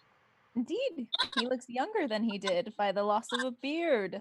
Nay, he rubs himself with civet. Can you smell him out by that? That's as much to say the sweet youth's in love. The greatest note of it is his melancholy. And when was he wont to wash his face? Yea, or paint himself, for the which I hear what they say of him. Nay, but his jesting spirit, which is now crept into a lute string, and now governed by stops. Indeed, that tells a heavy tale for him. Conclude. He is in love. Nay, but I know who loves him. That would I know too, I warrant, one that knows him not. Yes, and his ill conditions, and in despite of all, dies for him. She shall be buried with her face upwards. Yet is this no charm for the toothache. Old senor, walk aside with me. I have studied 8 or 9 wise words to speak to you, which these hobby horses must not hear. Benedick and Leonato exit. For my life to break with him about Beatrice. 'Tis even so. Hero and Margaret have by this played their parts with Beatrice, and then the 2 bears will not bite one another when they meet. Enter John the Bastard. My lord and brother, God save you. Good e'en, brother. If your leisure is served, I would speak with you. In private? If it please you. Yet Count Claudio may hear, for what I speak of concerns him. What's the matter? Means your lordship to be married tomorrow. You know he does. I know not that, when he knows what I know. If there be any impediment, I pray you discover it. You may think I love you not. Let that appear hereafter. I aim better at me that I now will manifest. For my brother, I think he holds you well, and in dearness of heart hath helped to effect your ensuing marriage. Suit ill spent, and labor ill bestowed. Why, what's the matter? I came hither to tell you, and circumstances shortened, for she is too long a talking of. The lady is disloyal. Who? Hero? Even she Leonato's hero, your hero, every man's hero. Disloyal. The word is too good to paint out her wickedness. I would say if she were worse, think you of a worse title, and I will fit her to it. Wonder not till further warrant. Go but with me tonight. You shall see her chamber window entered, even the night before her wedding day. And if you love her then, tomorrow wed her. But it would be better fit your honor to change your mind. May this be so. I will not think it. If you dare not trust that you see, confess not that you know. If you will follow me, I will show you enough. And when you have seen more and heard more, proceed accordingly. I see anything tonight why I should not marry her. Tomorrow in the congregation where I should wed, there will I shame her. And as I wooed for thee to obtain her, I will join with thee to disgrace her. I will disparage her no further till you are my witnesses. Bear it coldly but till midnight, and let the issue show itself. O day untowardly turned. O mischief strangely thwarting. O plague right well prevented. So will you say when you have seen the sequel. They exit. Scene 3. Enter Dogberry and his partner Verges with the watch. Are you good men and true? Yea, or else it were pity, but they should suffer salvation, body and soul. Nay, that were a punishment too good for them if they should have any allegiance in them, being chosen for the prince's watch. Well, give them their charge, neighbor Dogberry. First, who think you the most desartless man to be constable? Hugh Oatkake, sir, or George Seacole, for they can read and write. Come hither, neighbor Seacole. God hath blessed you with a good name. To be a well-favored man is the gift of fortune, but to write and read comes by nature. Both which, Master Constable? You have. I knew it would be your answer. Well, for your favor, sir, why, which God thanks, give God thanks, and make no boast of it, and for your writing and reading, let that appear when there is no need of such vanity. You are thought here to be the most senseless and fit man for the constable of the watch. Therefore, bear you the lantern. This is your charge. You shall comprehend all vagrom men. You are to bid any man stand in the prince's name. How if he will not stand? Why, then take no note of him, but let him go and presently call the rest of the watch together, and thank God you are rid of a knave. If he will not stand when he is bidden, he is none of the prince's subjects. True, and they are to meddle with none but the prince's subjects. You shall also make no noise in the streets, for the watch to babble and talk is most tolerable and not to be endured. We will rather sleep than talk. We know what belongs to a watch. Why, you speak like an ancient and most quiet watchman, for I cannot see how sleeping should offend. Only have a care that your bills be not stolen. Well, you are to call at all the alehouses and bid those that are drunk get them to bed. How if they will not? Why, then, let them alone till they are sober. If they make you not then the better answer, you may say they are not the men you took them for. Well, sir. If you meet a thief, you may suspect him by virtue of your office to be no true man. And for such kind of men, the less meddle or make with them, why, the more for your honesty. If we know him to be a thief, shall we not lay hands on him?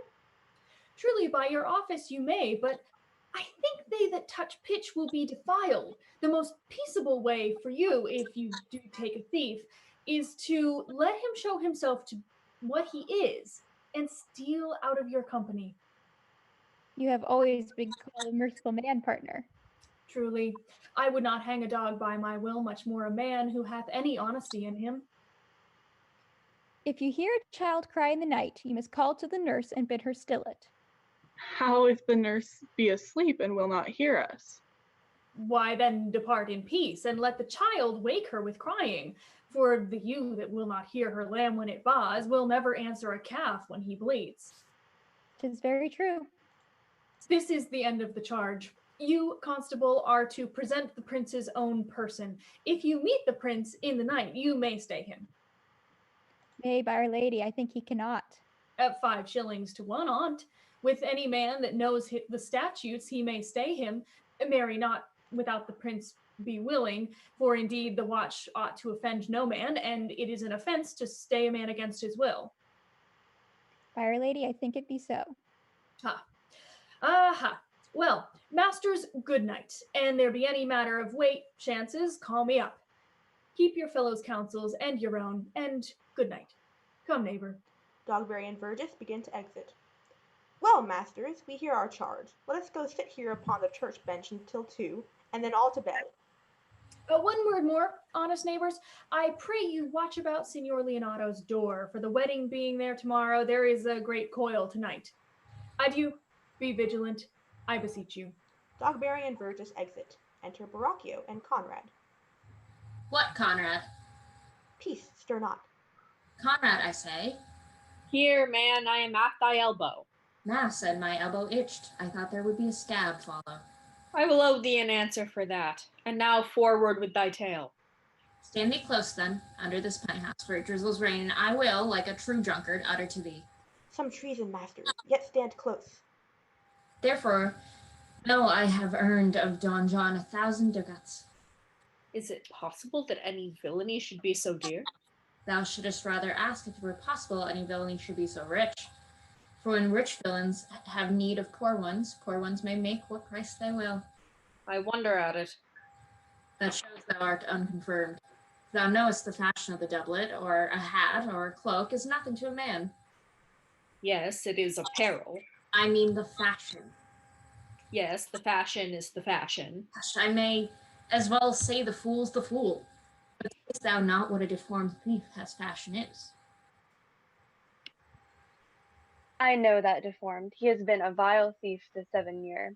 He goes up and down like a gentleman. I remember his name. Didst thou not hear somebody? No, 'twas the vane on the house. Seest thou not, I say, what a deformed thief this fashion is?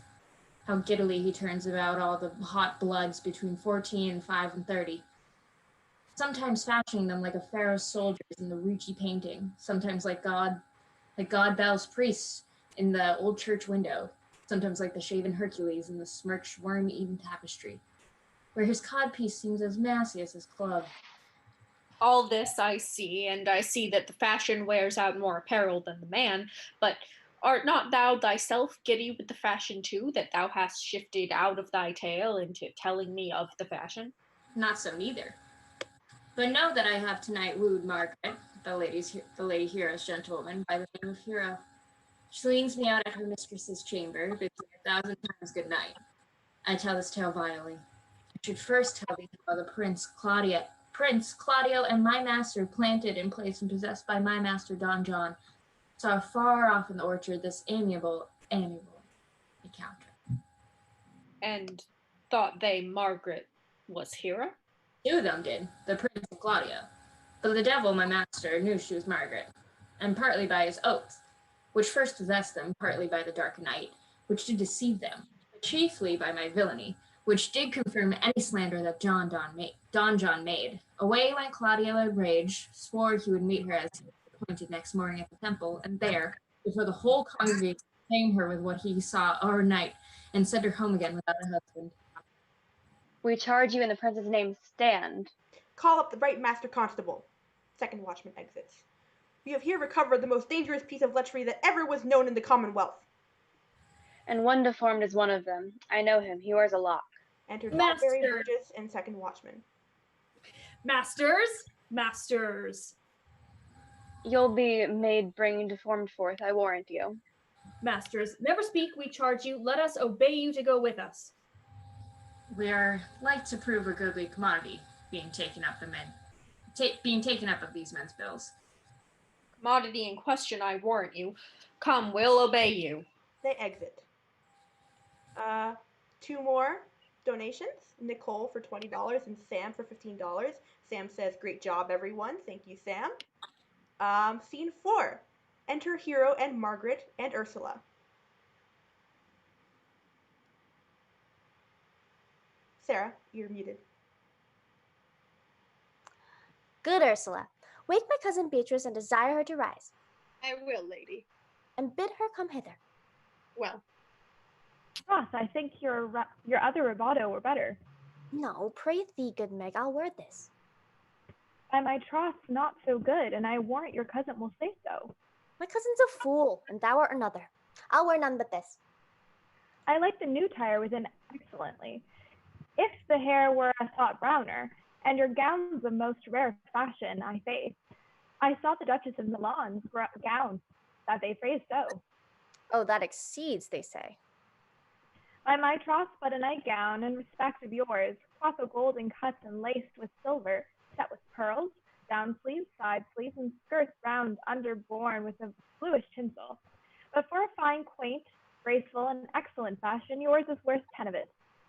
God give me joy to wear it, for my heart is exceeding heavy. 'Twill be heavier soon by the weight of a man. Fie upon thee, art not ashamed. Of what, lady? Of speaking honorably? Is not marriage honorable in a beggar? Is not your lord honorable without marriage? I think you would have me say, saving your reverence, a husband. And bad thinking do not rush truth speaking. I'll offend nobody. Is there any harm in the heavier for your husband? None, I think. And in it the right husband and the right wife. Otherwise, 'tis life and not heavy. Ask my lady Beatrice else. Here she comes. Enter Beatrice. Good morrow, cuz. Good morrow, sweet hero. Why, how now? Do you speak in this sick tune? I am all out of other tune, methinks. Clapped into lights of love that goes without a burden. Do you sing it, and I'll dance it? You light a love with your heels. Then if your husband have stables enough, you'll see he shall lack no barns. Oh, illegitimate construction, I scorn that with my heels. 'Tis almost 5 o'clock, cousin. 'Tis time you are ready. By my troth, I'm exceedingly ill. Hey-ho. For a hawk, a horse, or a husband? For the letter that begins them all, H? Well, and you be not turned Turk? There's no more sailing by the star. What means the full trowel? Nothing I, but God send everyone their heart's desire.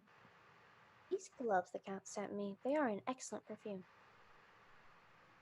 I am stuffed, cousin. I cannot smell. A maiden stuffed. There's goodly catching a cold.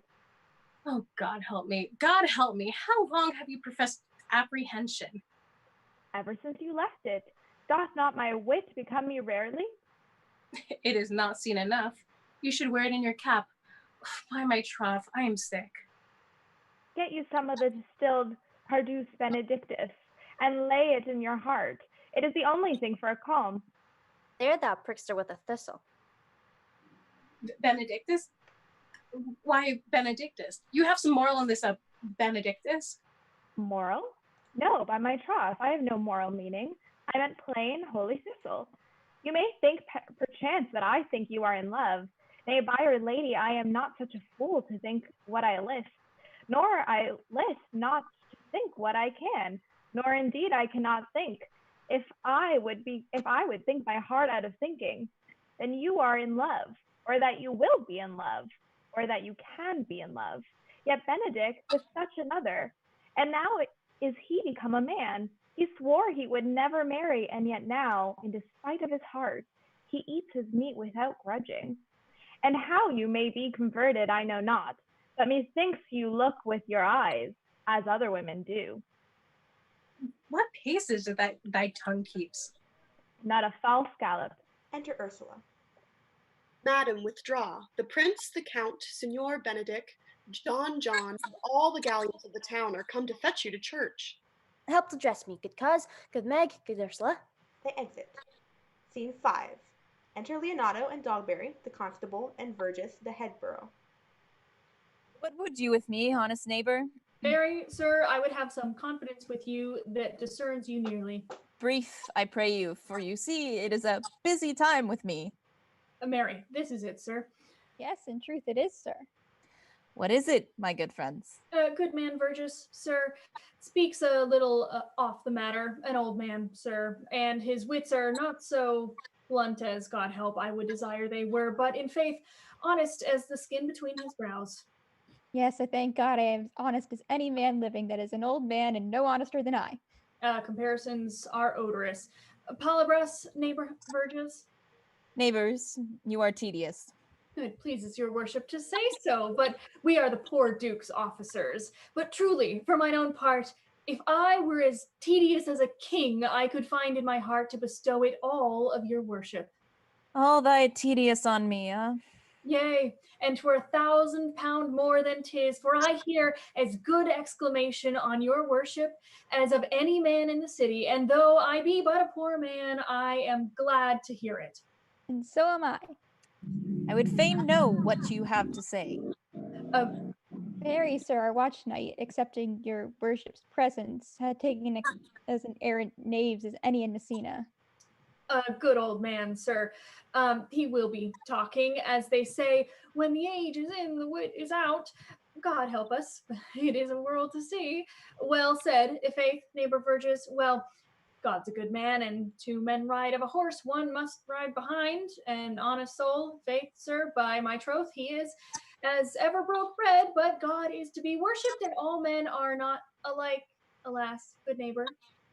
Indeed, neighbor, he comes too short of you. Gifts that God gives.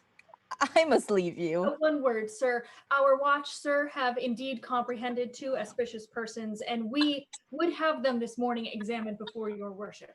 Take their examination yourself and bring it me. I am now in great haste, as it may appear unto you. It shall be suffigance.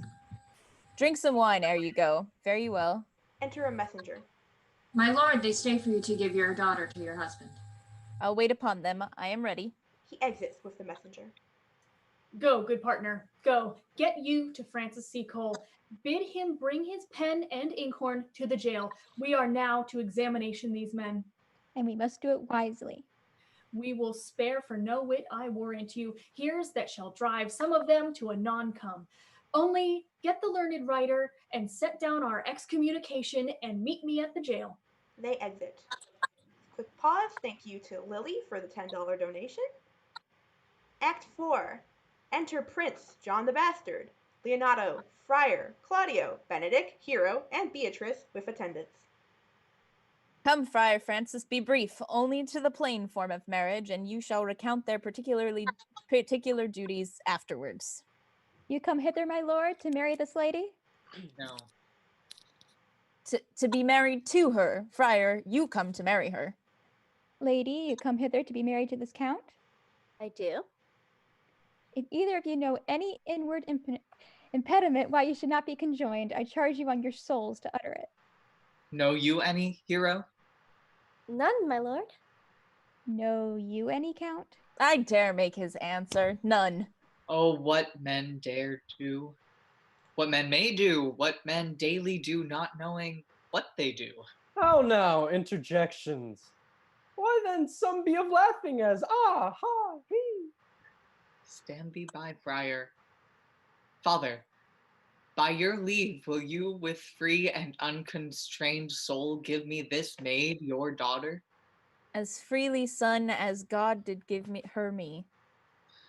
And what have I to give you back whose worth may counterpoise this rich and precious gift? Nothing unless you render her again. Sweet prince, you learn me noble thankfulness. There, Leonato, take her back again. Give not this rotten orange to your friend. She's but the sign and semblance of her honor. Behold how like a maid she blushes here. Oh, what authority and show of truth can cunning sin cover itself withal? Comes not that blood as modest evidence to witness simple virtue? Would you not swear all that see her that she were a maid by these exterior shows? But she is none.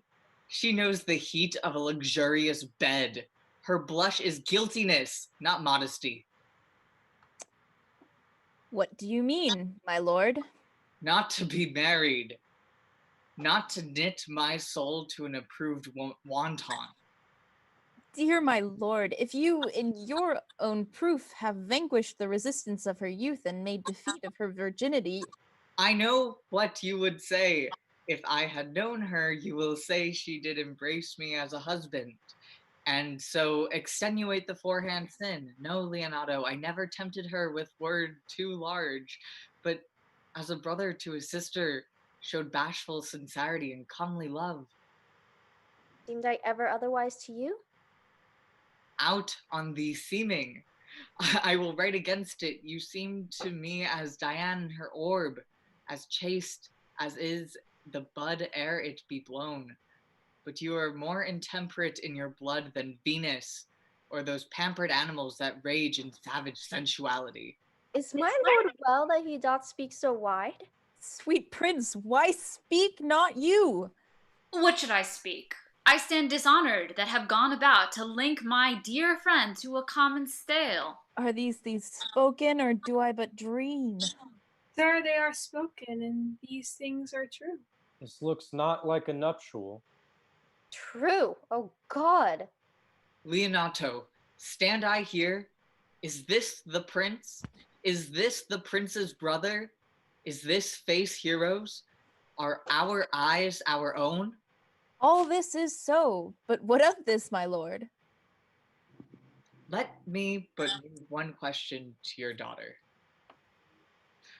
And by that fatherly and kindly power that you have in her, bid her answer truly. I charge thee do so, as thou art my child. Oh God, defend me, how am I beset? What kind of catechizing call you this? To make you answer truly to your name. Is it not Hero? Who can blot that name with any just reproach? Marry, that can, Hero. Hero itself can blot out Hero's virtue. What man was he talked with you yesternight out at your window betwixt 12 and 1? Now if you are a maid, answer to this. I talked with no man at that hour, my lord. Why then, you are no maiden. Leonato, I am sorry that you must hear.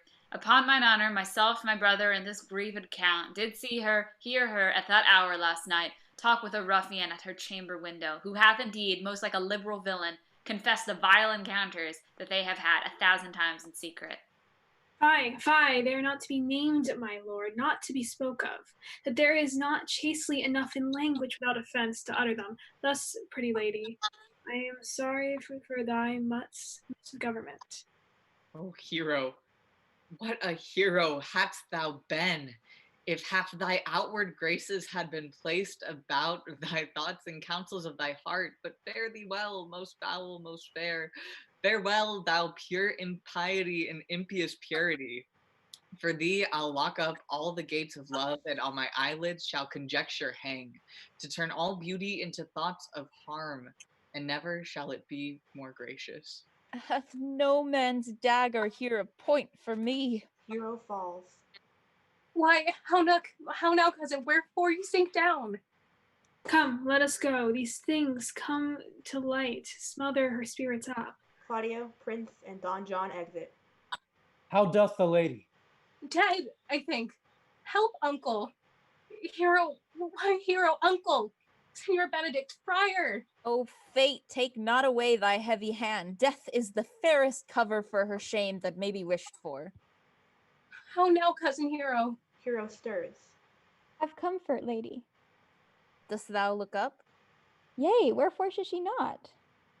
Wherefore? Why, doth not every earthly thing cry shame upon her? Could she here deny the story that is printed in her blood? Do not live, Hero. Do not ope thine eyes. For did I think thou wouldst not quickly die, thought I thy spirits were stronger than thy shames, myself would, on the rearward of reproaches, strike at thy life. Grieved, I had but one. Chid I for that at frugal nature's frame? Oh, one too much by thee. Why had I one? Why ever wast thou lovely in my eyes? Why had I not with charitable hand took up a beggar's issue at my gates, who, smirched thus, and mired with infamy, I might have said, no part of it is mine, this shame derives itself from unknown loins.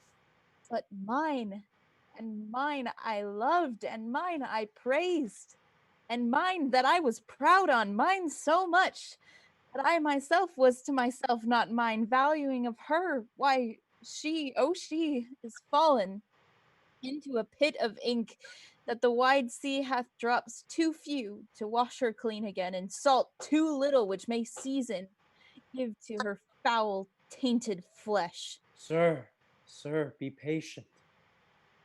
For my part, I am so attired in wonder, I know not what to say. Oh, on my soul, my cousin is belied. Lady, were you her bedfellow last night? No, truly not. Although until last night I have 12 months been her bedfellow. Confirmed! Oh, that is stronger maid which was before barred up with ribs of iron. Would the two princes lie, and Claudio lie, who loved her so that, speaking of her foulness, washed it with tears? Hence from here, let her die. Hear me a little, for I have only silent been so long, and given way into the course of fortune. But noting of the lady, I have marked 1,000 blushing apparitions to start into her face, 1,000 innocent shames and angel whiteness speed away those blushes. And in her eye there hath appeared a fire to burn the errors that these princes hold against her maiden truth. Call me a fool, trust not my reading nor my observations, with which my experimental seal doth thwart the tenor of my book. Trust not my age, my reference, calling, nor divinity, and if this sweet lady lie not guiltless here under some biting error. Friar, it cannot be. Thou seest that all the grace that she hath left is that she will not add to her damnation a sin of perjury. She not denies it. Why seekest thou then to cover with excuse that which appears in proper nakedness? Lady, what man is he you are accused of? They know that do accuse me, I know none. If I know more of any man alive than that which maiden modesty doth warrant, let all my sins lack mercy. Oh, my father, prove you that any man with me converse at hours unmeet, or that I yesternight maintained the change of words with any creature. Refuse me, hate me, torture me to death.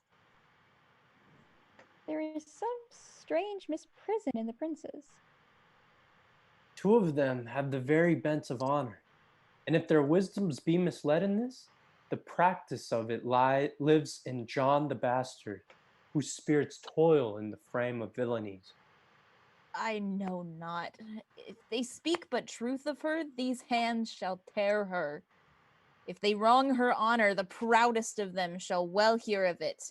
Time hath not yet so dried this blood of mine, nor age so eat up my invention, nor fortune made such havoc of my means, nor my bad life reft me so much of friends, but they shall find, awaked in such a kind, both strength of limb and policy of mind, ability and means and choice of friends, to quit me of them throughly.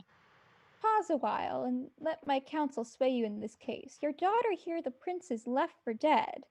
Let her a while be secretly kept in, and publish it that she is dead indeed. Maintain a mourning ostentation, and on your family's old monument hang mournful epitaphs, and do all rites that appertain to a burial. What shall become of this? What will this do? Mary, this well carried shall on her behalf change slander to remorse. That is some good.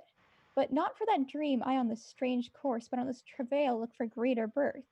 She, dying, as it must be so maintained, upon the instant that she was accused, shall be lamented, pitied, and excused of every hearer. For it so falls out that what we have we prize not to the worth, whilst we enjoy it, but by being lacked and lost. Why then we rack the value, then we find the virtue that possession that would not show us while it was ours. So will it bear with Claudio. When he shall hear that she died upon his words, the idea of her life shall sweetly creep into his study of imagination, and every lovely organ of her life shall come apparelled in more precious habit, more moving, delicate, and full of life, into the eye and prospect of his soul, than when she lived indeed. Then shall he mourn, if ever love had interest in his liver, and wish he had not so accused her. No, though he thought his accusation true, let this be so, and doubt not but success will fashion the event in better shape than I can lay down in likelihood. But if all aim this be levelled false, then supposition is the lady's death, will quench the wonder of her infamy, and if it sort not well, you may conceal her, as best fits her wounded reputation, in some reclusive and religious life, out of all signs and injuries. Signor Leonato, Let the friar advise you. And though you know my inwardness and love is very much unto the prince and Claudio, yet by my honor, I will deal in this as secretly and justly as your soul should be with your body. Being that I flow in grief, the smallest twine may lead me. 'Tis well consented. Presently away, for to strange sores strangely than these strain the cure. Come, lady, die to live. This wedding day perhaps is but prolonged. Have patience and endure. All but Beatrice and Benedick exit. Lady Beatrice, have you wept all this while? Yea, and I will weep a while longer. I will not desire that. You have no reason. I do it freely. Surely I do believe your fair cousin is wrong. Oh, how much might the man deserve of me that would right her? Is there any way to show such friendship? A very even way, but no such friend. May a man do it? It is a man's office, but not yours. I do love nothing in the world so well as you. Is not that strange? As strange as the thing I know not. It were as possible for me to say, I love nothing so well as you, but believe me not, and yet I lie not. I confess nothing nor deny nothing. I am sorry for my cousin. By my sword, Beatrice, thou lovest me. Do not swear it and eat it. I will swear by it that you love me, and I will make him eat it and says I love not you. Will you not eat your word? With no sauce that can be devised to it, I protest I love thee. Why then, God forgive me. What offense, sweet Beatrice? You stayed me in a happy hour. I was about to protest I loved you. And do it with all thy heart. I love you with so much of my heart that none is left to protest. Come, bid me do anything for thee. Kill Claudio. Ha! Not for the wide world. You kill me to deny it. Farewell. She begins. Tarry, sweet Beatrice. I am gone, though I am here. There is no love in you. Nay, I pray you let me go. Beatrice! In faith, I will go. We'll be friends first. You dare easier be friends with me than fight with mine enemy? Is Claudio thine enemy? Is he not approved in height a villain that hath slandered, scorned, dishonored my kinswoman? Oh, that I were a man. What bear her in hand until they come to take hands, and then with public accusation, uncovered slander, unmitigated rancor, oh God, that I were a man. I would eat his heart in the market. Hear me, Beatrice. Talk with a man out of a window, a proper saying. Nay, but Beatrice! Sweet hero, she is wrong, she is slandered, she is undone. Beatrice! Princes and counties, surely a princely testimony, oh, a goodly count. Count Compact, a sweet gallant, surely. Oh, that I were a man for his sake, or that I had any friend that would be a man for my sake. The manhood is melted into curtsies, valors into compliment, and men are turned into tongue, and trim ones too. He is now valiant as Hercules, that only tells a lie and swears it. I cannot be a man with wishing. Therefore I will die a woman with grieving. Tarry, good Beatrice. By this hand, I love thee. Use it for my love some other way than by swearing by it. Think you in your soul the Count Claudio hath wronged hero? Yea, as sure as I have thought or a soul. Enough. I am engaged. I will challenge him. I will kiss your hand, and so I leave you. By this hand, Claudio shall render me a dear account. As you hear of me, so think of me. Go comfort your cousin. I must say she is dead. And so farewell. They exit. Scene 2. Enter the constables, Dogberry and Verges, and the sexton in gowns, with the watch, Conrade, and Borachio. Is our whole assembly appeared? Oh, a stool and a cushion for the sexton. Which Was brought in, the sexton sits. Which be the malefactors? Mary, that am I and my partner. Nay, that's certain. We have the exhibition to examine. But which are the offenders that are to be examined? Let them come before the Master Constable. Yea, Mary, let them come before me. Conrade and Borachio are brought forward. What is your name, friend? Borachio. Write down Borachio. Yours, Sara? I am a gentleman, sir, and my name is Conrad. Write down Master Gentleman Conrad. Masters, do you serve God? Yea, sir. Yea, sir, we hope. Write down that they hope they serve God, and write God first, for God defend, but God should go before such villains. Masters, it is proved already that you are little better than false knaves, and it will go near to be thought so shortly. How answer you for yourselves? Marry, sir, we say we are none. A marvelous witty fellow, I assure you, but I will go about with him. Come you hither, Sara, a word in your ear. Sir, I say to you, it is thought you are false knaves. Sir, I say we are none. Well, stand aside. For God, they are both in a tale. Have you writ down that they are none? Master Constable, you go not the way to examine. You must call forth the watch that are their accusers. Yea, Mary, that's the eftest way. Let the watch come forth.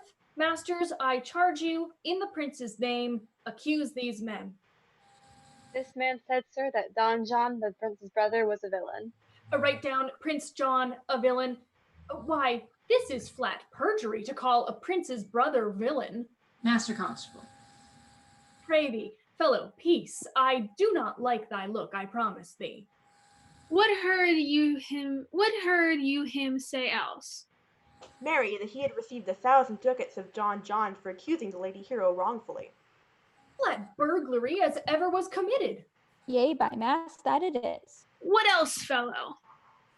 And that Count Claudio did mean upon his word to disgrace Hero before the whole assembly and not to marry her. Oh, villain, thou wilt be condemned into everlasting redemption for this. And what else? This is all. And this is more, masters, than you can deny. As John this morning secretly stole away, Hero was in this matter accused, and in this very matter refused, and upon the grief of this suddenly died. Master Constable, let these men be bound and brought to Leonato's. I will go before and show him their examination. Come, let them be opinioned. Let them be in the hands. Off, coxcomb. God's my life, where's the sexton? Let him write down the prince's officer, coxcomb. Come, bind them, thou nasty varlet. Away. You are an ass. You are an ass. Dost thou not suspect my place? Dost thou not suspect my years? Oh, that he were here to write me down an ass. But, masters, remember that I am an ass, though it not be written down, yet forget not that I am an ass. No, thou villain, thou art full of piety, as shall be proved upon thee by good witness. I am a wise fellow, and, which is more, an officer, and, which is more, a householder, and, which is more, as pretty a piece of flesh as any in Messina, and one that knows the law, go to, and a rich fellow enough, go to, and a fellow that hath had losses, and one that hath 2 gowns, and everything handsome about him, bring him away. Oh, that I had been writ down an ass. They exit. Act 5, Scene 1. Enter Leonato and his brother.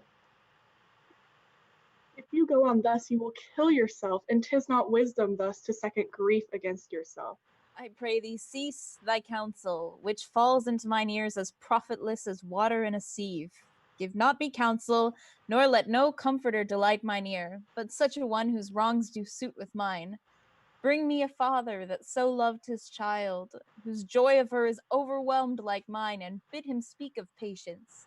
Measure his woe the length and breadth of mine, and let it measure every strain for strain. As thus for thus, and such a grief for such, in every lineament, branch, shape, and form. If such a one will smile and stroke his beard, bid sorrow wag, cry hem when he should groan. patch grief with proverbs, make misfortune drunk with candle wasters, and bring him yet to me, and I of him will gather patience. But there is no such man. For, brother, men can counsel and speak comfort to that grief which they themselves not feel. But tasting it, their counsel turns to passion, which before would give perceptial medicine to rage, fetter strong madness to a silken thread, charm ache with air and agony with words. No, no, 'tis all men's office to speak patience to those that wring under a load of sorrow, but no man's virtue nor sufficiency to be so moral when he shall endure the like himself. Therefore give me no counsel, my griefs cry louder than advertisement. Therein do men from children nothing differ. I pray thee, peace. I will be flesh and blood, for there was never yet philosopher that could endure the toothache patiently. However, they have writ the style of gods and made a push at chance and sufferance. Yet bend not all the harm upon yourself. Make those that do offend you suffer too. There thou speaks reason. Nay, I will do so. My soul does tell me, hero is belied, and that shall Claudio know, and so shall the prince and all of them that thus dishonor her. Enter Prince and Claudio. Here comes the prince and Claudio hastily. Good Ian, good Ian. Good day to both of you. Hear you, my lords. We have some haste, Leonato. Some haste, my lord. Well, fare you well, my lord. Are you so hasty now? Well, all is one. Nay, do not quarrel with us, good old man. If he could right himself with quarreling, some of us would lie low. Who wronged him? Marry, thou dost wrong me, thou dissembler, thou. Nay, never lay thy hand upon thy sword, I fear thee not. Marry, beshrew my hand. If it should give your age such cause of fear, in faith my hand meant nothing to my sword. Tush, tush, man, never fleer and jest at me. I speak not like a dotard nor a fool, as underprivileged age to brag that I have done being young, or what would do, were I not old. No, Claudio, to thy head. Thou hast so wronged my innocent child and me that I am forced to lay my reverence by, and with gray hairs and bruise of many days do challenge thee to trial of a man. I say thou hast belied my innocent child. Thy slander hath gone through and through her heart, and she lies buried with her ancestors. Oh, in a tomb where never scandal slept, save this of hers, frayed by thy villainy. My villainy? Thine, Claudio, thine, I say. You say not right, old man. My lord, I will prove it on his body if he dare, despite his nice fence and his active practice, his May of youth and bloom of lustihood. Away! I will not have to do with you. Canst thou so daft me? Thou hast killed my child. If thou kill'st me, boy, thou shalt kill a man. He shall kill two of us, and men indeed, but that's no matter. Let him kill one first, win me and wear me. Let him answer me. Come, follow me, boy. Come, sir boy, come, follow me. Sir boy, I'll whip you from your foining fence. Nay, as a gentleman I will. Brother. Content yourself. God knows I loved my niece, and she is dead, slandered to death by villains that dare as well answer a man indeed as I dare take a serpent by the tongue. Boys, apes, braggarts, jacks, milksops. Brother Antony. Hold you content. What, man? I know them, yea, and what they weigh even to the utmost scruple. Scrambling, outfacing, fashion-monging boys that lie and cog and flout, deprave and slander, go antically and show outward hideousness, and speak off half a dozen dangerous words, how they might hurt their enemies if they durst, and this is all. But brother Antony. Come, 'tis no matter. Do not you meddle, let me deal in this. Gentlemen both, we will not wake your patience. My heart is sorry for your daughter's death, but on my honor, she was charged with nothing but what was true and very full of proof. My lord, my lord. I will not hear you. No? Come, brother, away. I will be heard. And shall, or some of us will smart for it. Leonato and his brother exit. Enter Benedick. See, here comes the man we went to seek. Now, senor, what news? Good day, my lord. Welcome, Signor. You are almost come to part almost a fray. We had liked to have had our 2 noses snapped off with 2 old men without teeth. Leonato and his brother. What thinkest thou? Had we fought, I doubt we should have been too young for them. In a false quarrel there is no true valor.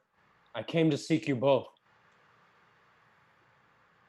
We have been up and down to seek thee, for we are high-proof melancholy, and would fain have it beaten away. Wilt thou use thy wit? It is in my scabbard. Shall I draw it? Dost thou ever wear thy wit by thy side? Never any did so, though very many have been beside their wit. I will bid thee draw, as we do the minstrels, draw to pleasure us. As I am an honest man, he looks pale. Art thou sick or angry? What courage, man! What though care killed a cat? Thou hast mettle enough in thee to kill care. Sir, I shall meet your wit in the career, and you charge it against me. I pray you, choose another subject. Nay, then give him another staff. This was broke cross. By this light, he changes more and more. I think he be angry indeed. If he be, he knows how to turn his girdle. Shall I speak a word in your ear? God bless me from a challenge. You are a villain. I jest not. I will make it good how you dare with what you dare and when you dare. Do me right, or I will protest your cowardice. You have killed a sweet lady, and her death shall fall heavy on you. Let me hear from you. Well, I will meet you, so I may have good cheer. What, a feast?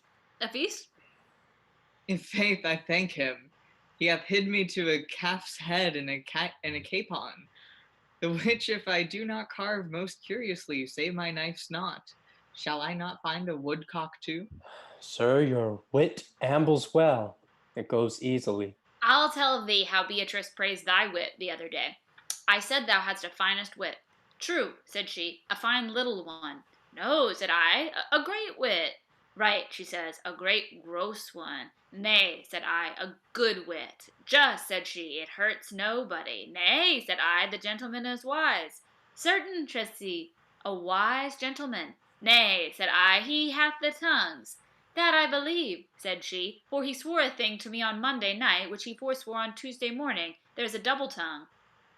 There's 2 tongues. Thus did she an hour together transshape thy particular virtues.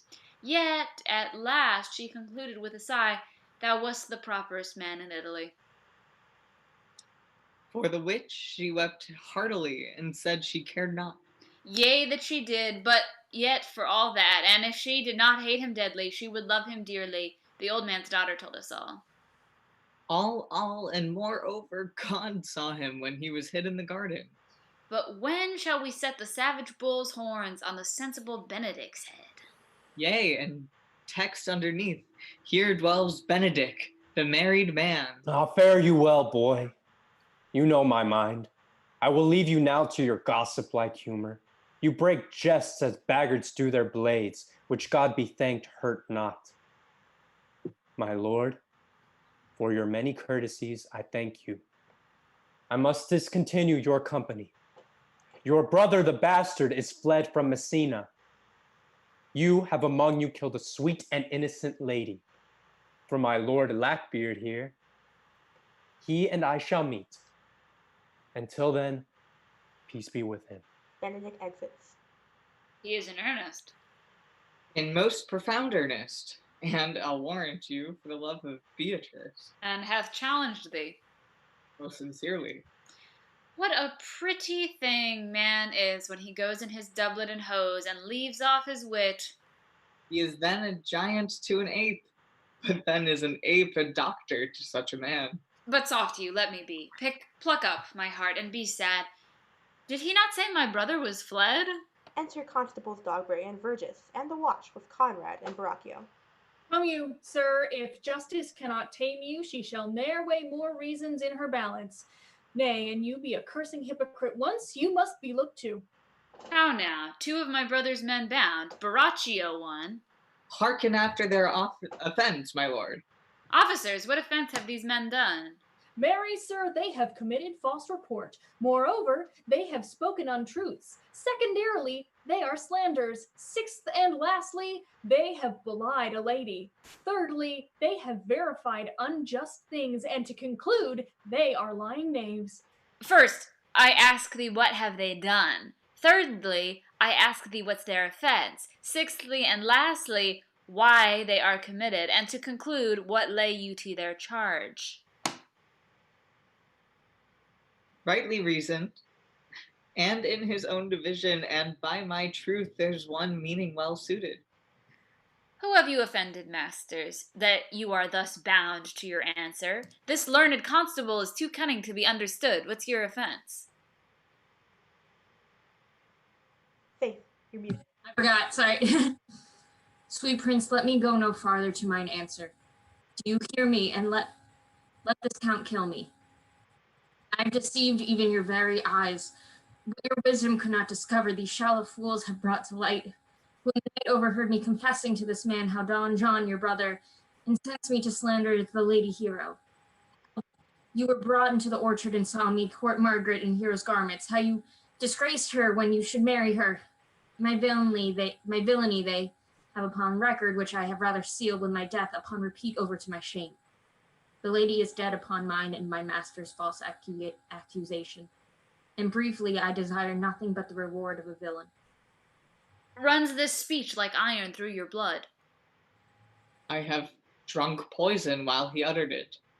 But did my brother set thee up to this? Yea, and paid me richly for the practice of it. He is composed and framed of treachery, and fled he is upon this villainy.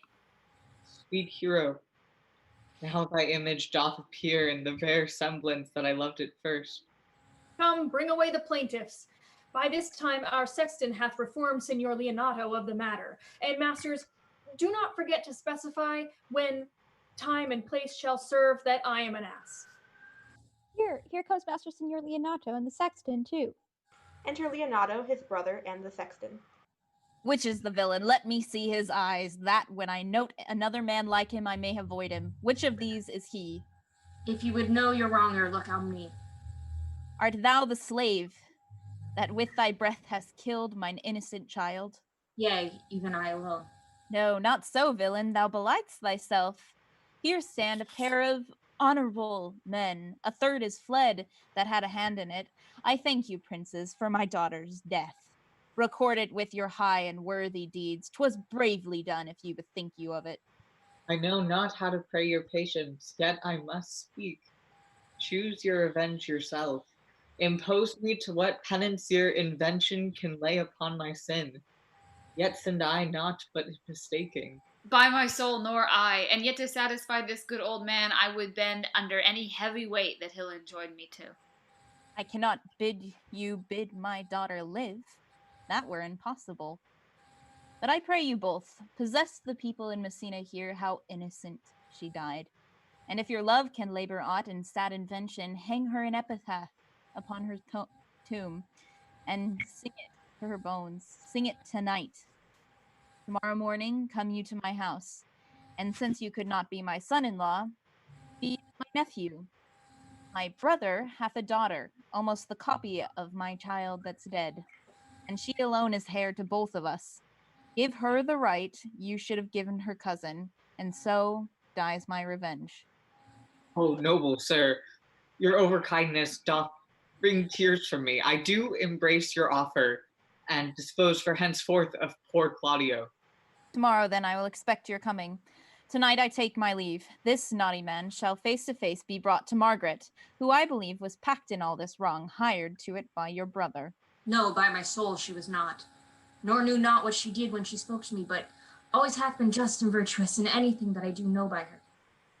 Moreover, sir, which indeed is not under white and black. This plaintiff here, the offender, did call me an ass. I beseech you, let it be remembered in his punishment. And also, the watch heard them talk of one deformed. They say he wears a key in his ear and a lock hanging by it, and borrows money in God's name, the which he hath used so long and never paid, that now men grow hard-hearted and will lend nothing for God's sake. Pray you, examine him upon that point. I thank thee for thy care and honest pains. Your worship speaks like a most thankful and reverent youth, and I praise God for you. There's for thy pains. Ah, God save the foundation. Go, I discharge thee of thy prisoner, and I thank thee. I leave an errant knave with your worship, which I beseech your worship to correct yourself for the example of others. God keep your worship. I wish your worship well. God restore you to health. I humbly give you leave to depart, and if a merry meeting may be wished, God prohibit it. Come, neighbor. Dogberry and Verges exit. Until tomorrow morning, lords. Farewell. Farewell, my lords. We look for you tomorrow. We will not fail. Tonight I'll mourn with Hero.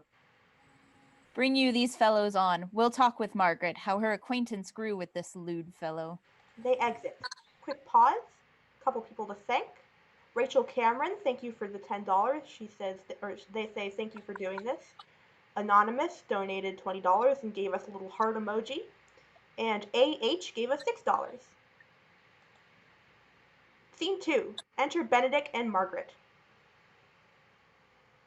Pray thee, sweet Mistress Margaret, deserve well at my hands by helping me to the speech of Beatrice. Will you then write me a sonnet in praise of my beauty? In so high a style, Margaret, that no man living shall come over it. For in most comely truth thou deservest it. To have no man come over me? Why shall I always keep below stairs? Oh, thy wit is as quick as the greyhound's mouth it catches. And yours is blunt as a fence's foils, which hit but hurt not. A most manly wit, Margaret. It will not hurt a woman. And so I pray thee, call Beatrice. I give thee the bucklers. Give us the swords. We have bucklers of our own. If you use them, Margaret, you must put in the pikes with the vice, and they are dangerous weapons for maids. Well, I will call Beatrice to you, who I think hath legs. And therefore will come. Margaret exits.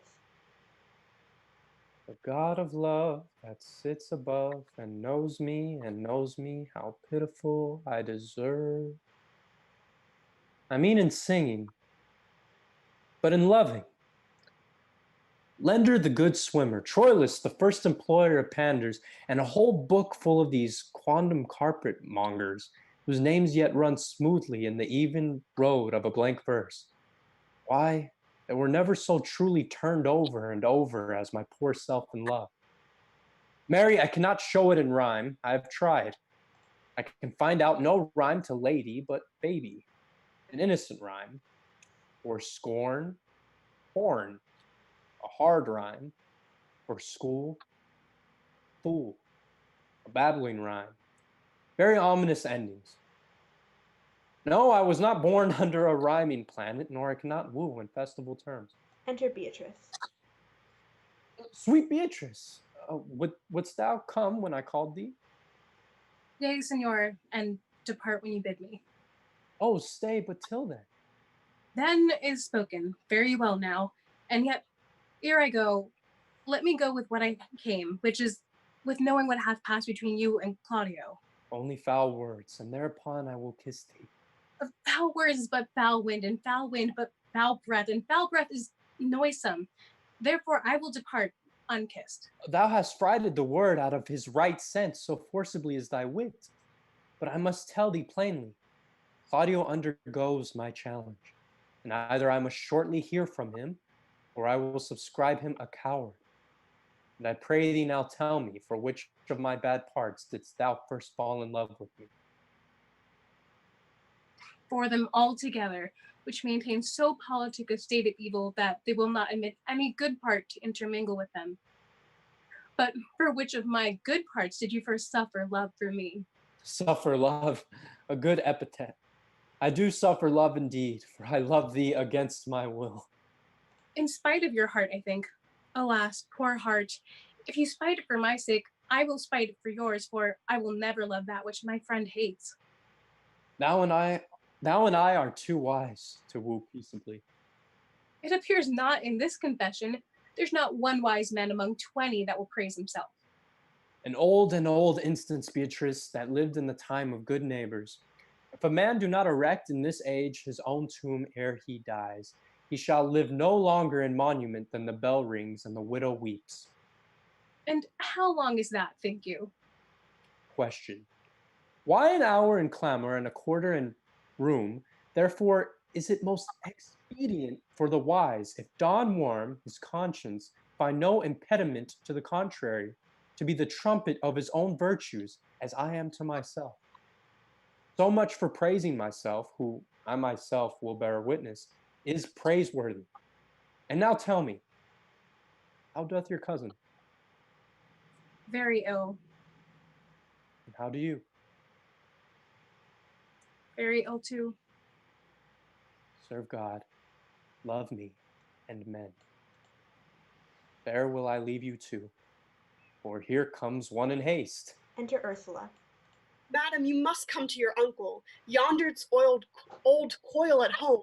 It is proved my lady hero hath been falsely accused, the prince and Claudio mightily abused, and Don John is the author of it all, who is fled and gone. Will you come presently? Ursula exits.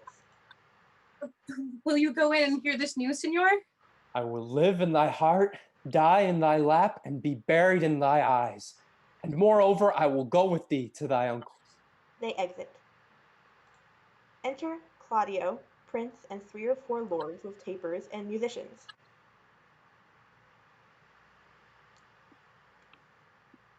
Is this the monument of Leonato? It is, my lord. Done to death by slanderous tongues was the hero that here lies. Death, in garden of her wrongs, gives her fame which never dies. So the life that died with shame lives in death with glorious fame. Sing thou there upon the tomb, praising her when I am dumb. Now music sound and sing your solemn hymn.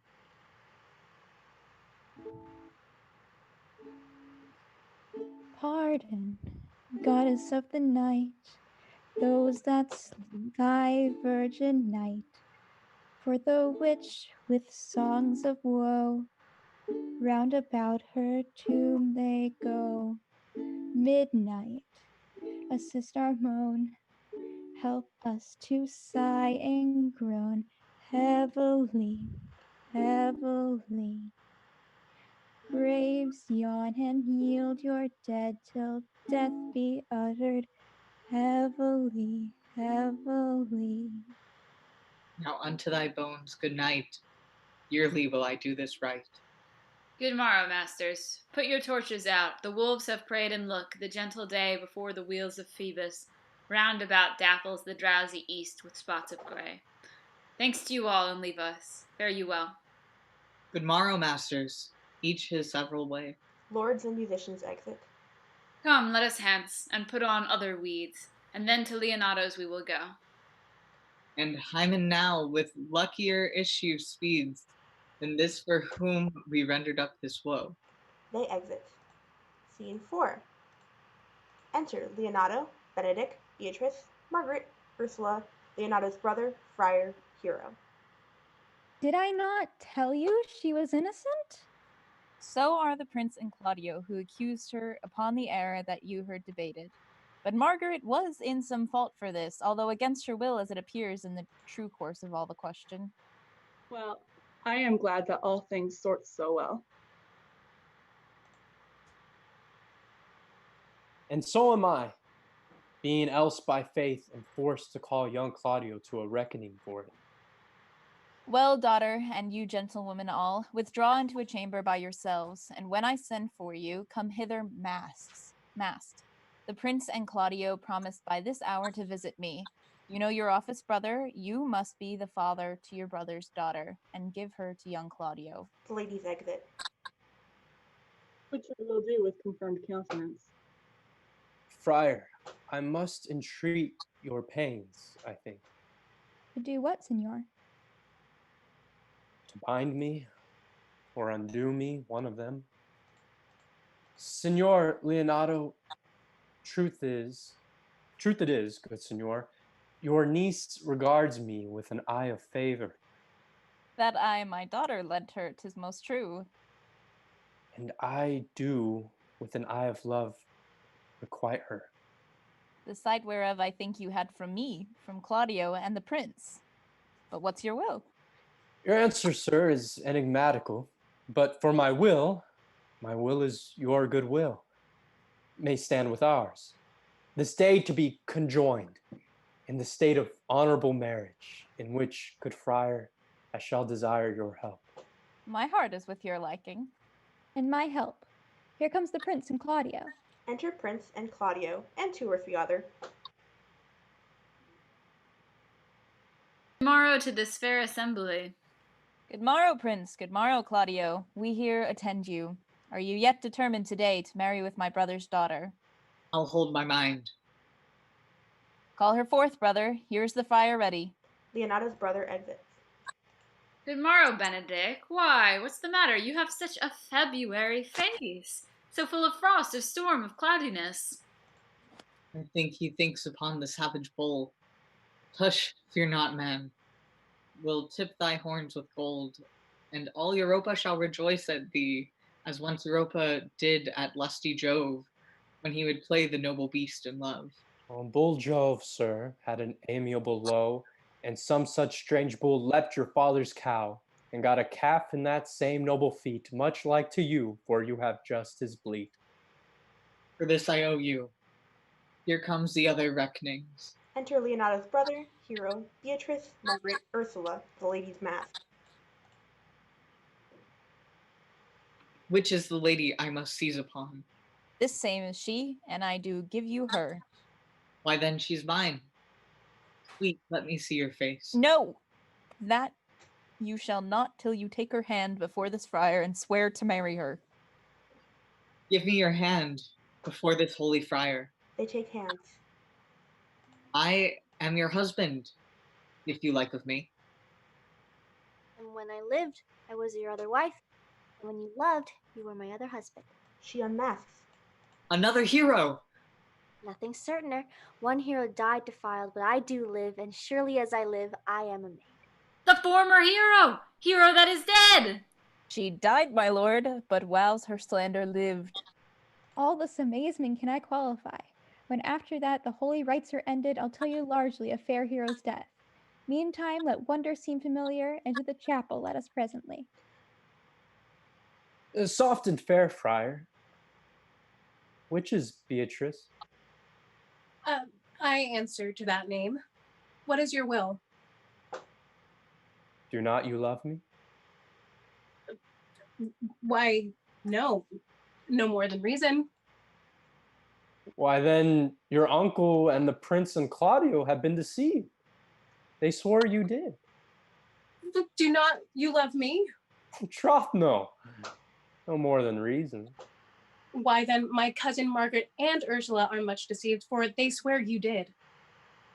Oh, they swore that you were almost sick for me. They swore you were well nigh dead for me. There's no such matter. And you do not love me? No. Truly, but in friendly recompense. Come, cousin, I am sure you love the gentleman. And I'll be sworn upon it that he loves her. For here's a paper written in his hand, a halting sonnet of his own pure brain, fashioned to Beatrice. He shows a paper. And here's another, written my cousin's hand, stolen from her pocket, containing her affection unto Benedick. She shows a paper. A miracle! Here's our own hands against our hearts. Come, I will have thee, but by this light I take thee for pity. I would not deny you. But by this good day, I yield upon great persuasion, and partly to save your life, for I was told you were in a consumption. A peace. I will stop your mouth. They kiss. How dost thou, Benedick, the married man? I'll tell thee, prince. I'll tell thee what, prince. A college of wit crackers cannot flout me out of my humor. Dost thou think I care for a satire or an epigram? No. If a man will be beaten with brains, he shall wear nothing handsome about him. In brief, since I do propose to marry, I will think nothing to any purpose that the world can say against it, and therefore never flout at me for what I have said against it. For man is a giddy thing, and this is my conclusion. For thy part, Claudio, I did think to have beaten thee, but in that thou art like to be my kinsman, live unbruised and love my cousin.